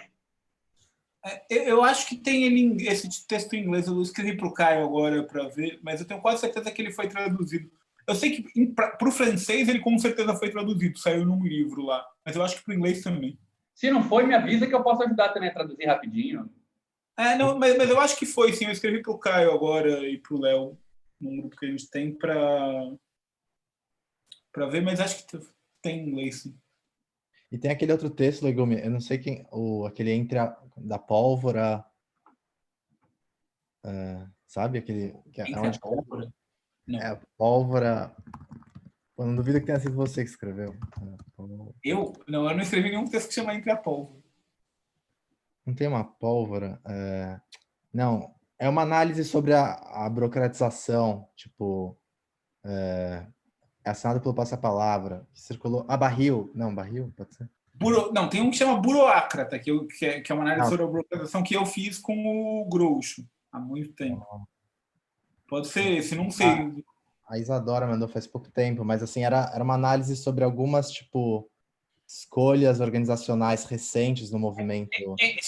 Deve ser um que chama Entre o Fogo e a Panela, pode ser isso? Isso, Fogo e a Panela, não barril. Do Passa-Palavra. Que eu fiquei pensando que podia ser legal revisitar, tentando... Porque acho que o movimento autônomo tem essa sensibilidade para as formas organizacionais, para os efeitos que certas escolhas organizacionais têm, mas em geral de maneira negativa, assim, né? Tipo, misturando o que é ganhar forma com o que é ao mesmo tempo, tipo, se burocratizar, o que é, tipo... Não é nenhum dos textos, então, porque eu lembro de alguma coisa com pólvora, ou estopim, alguma coisa assim, num dos textos que eu li, que você me mandou, pelo Passa-Palavra. Mas não deve ser nenhum desses, então, né? Esse que eu tô falando aqui, esse aqui, ó. Achei. Não li esse, não. Mas de qualquer jeito, acho que pode ser legal revisitar esses problemas meio clássicos clássicos da organização de esquerda, né, sobre a luz de... Eu acho, cara, eu não sei, assim, eu acho que seria muito legal a gente conseguir construir algo... Assim, primeiro que é raro ter qualquer estudo de caso de um processo político onde a gente consiga descrever alguma coisa que foi para um caminho que ninguém pensou e que não dá para colocar na conta de um desses termos clássicos que a gente tem, tipo, burocratizou, traiu, descolou da base. Porque todos os termos que tem para uma organização que vai num caminho diferente dos organizados são termos, assim, depreciativos, no sentido de ou são morais, ou são... Né? Assim, os que eu conheço. Ossificação, sugere que a organização travou e os organizados perderam o efeito, né? Burocratização vai mais ou menos na mesma direção. Trair um movimento, sugere que a organização para de representar e passa a representar os seus interesses, né? Oportunismo, que também implica um certo moralismo de alguma parte, né? Traição é muito moralista, né? Nossa, é muito moralista, né? E também, assim... Mas descolar das bases, eu acho, é organizacional ainda, né? Porque, em geral, tá Não, ligado... eu não estou falando que nenhum desses está errado, porque existem situações onde todos esses termos fazem sentido. Burocratização, eu acho que em alguns é muito usado como xingamento, mas é uma análise que pode ser técnica. A burocratização. Eu concordo total. Assim, eu não acho que nenhum desses termos é à toa. Tipo, todos eles têm uma razão de existir. O que eu acho estranho é que não exista nenhum que descreva um processo que há um desvio de um propósito, mas o sentido do desvio ainda não está decidido. Tipo, era para ser X, não foi X, foi outra coisa. Mas essa outra coisa, quem disse que ela não serve? Tipo, eu não conheço um termo que descreva isso, entendeu? Isso eu acho estranho. Tem também erro de direção, erro de direção, mas também implica que errado, né? Mas tipo assim, um redirecionamento. Por exemplo, tem um documentário, tem um documentário muito merda, mas tem um documentário desses merda sobre os Panteras Negras que tem uma hora que uma militante está comentando o momento de tensão que foi quando o grupo mais casca grossa, majoritariamente masculino, estava muito preocupado com a coisa de guerrilha, sabia que o FBI estava atrás e não sei o quê, estava em contato com lutas anticoloniais e tal, e tinha um movimento mais comunitário de organização daqueles cafés da manhã e tal, que, na verdade, é majoritariamente feminino a militância. E ela fala uma hora, tipo, que é claro que os Panteras não foram feitos para fazer café da manhã, mas que eles estavam vendo que isso tinha um efeito, e ela tenta dizer que a coisa que estava na cabeça dos caras desde o começo, que era estar armado, protegendo da polícia, que era esse antagonismo, o povo negro e a polícia, né? Que esse antagonismo estava ficando em segundo plano, e o antagonismo entre quem dá comida, o Estado ou a gente, estava ficando no primeiro plano. E é engraçado que, se você ler as cartas do... Qual é aquele cara do FBI? Não é? Hoover. Sempre esqueço quem era o... O Hoover era o presidente, foi o diretor do FBI durante quase a existência do FBI toda. Então, é o Hoover, Tem uma carta, um memorando do Hoover, que eles mostram esse documentário, é um documentário da PBS, que mostra que, assim, eles pensavam assim, cara, o Panteras Negras está incomodando porque eles estão dando café da manhã e a gente vai poder derrubar essa organização fácil porque tem uns caras armados, é só infiltrar alguém e pronto, um tiroteio matou. Tipo, o que, na avaliação de uma galera, era a parte forte, para o FBI era o ponto fraco. E o que parecia uma coisa colateral, que era o café da manhã, e toda a estrutura de apoio social, era o que incomodava, porque tinha um efeito político muito negativo. Tipo, não registrava publicamente como uma ação condenável. Então, e aí? Né? E a hora que ela está falando, ela tenta descrever uma organização que virou uma coisa que ela não tinha planejado. A organização descobre, sem querer, não é uma pessoa que descobre, né? Mas a organização começa, digamos assim, encontrar mais avanço no que era para ser secundário e mais uma resistência onde era para ser primário o antagonismo. Né? A ponto de quase reinterpretar o que é o centro e o que é a margem da organização. Né? E dá para ver que isso era real, porque o próprio FBI também estava interpretando diferente. Só que não tem um nome para falar disso, não tem um jeito de falar, assim, corriqueiro, no linguajar da gente, tipo, para esse tipo de transformação. Como é que você nomeia essa transformação? Tipo, do mesmo jeito, com o mesmo palavreado que a gente fala de traição, desvio, oportunismo, descolou, burocratizou. Devia ter um nome, né? Porque é uma transformação que está criando algo novo, né? Essa é a diferença. Ao invés dela... A dinâmica do movimento social, nesse caso, ela está criando uma nova relação social. O que não era prevista pelo movimento. Né? Mas aí eu fico com a minha pergunta aqui, escrota, que é: quantas vezes será que isso não aconteceu e a gente chamou isso de traição? Ou de desvio oportunista? Ou de sei lá o quê? Tipo, eu fico pensando, porque na história de todas as resistências que as organizações de esquerda e movimentos de esquerda já encontraram, provavelmente tem uma boa parte também, aí no meio, que tem a ver com esse tipo de transformação endógena, de a gente achar que a gente era uma coisa e a gente é outra coisa. A gente achou que a gente era uma coisa e ia para outra. Né? E, tipo, esse processo, ele não tem não tem, assim, uma cultura para navegar ele, uma cultura política, assim, chão, que não é para ser, tipo, sentar e falar, galera, é uma relação social, porque se você falar isso, ninguém vai entender, né? Tipo, não é de dentro que você está falando. Você tem que parar e olhar de fora e analisar. Mas, tipo, de dentro a gente consegue falar.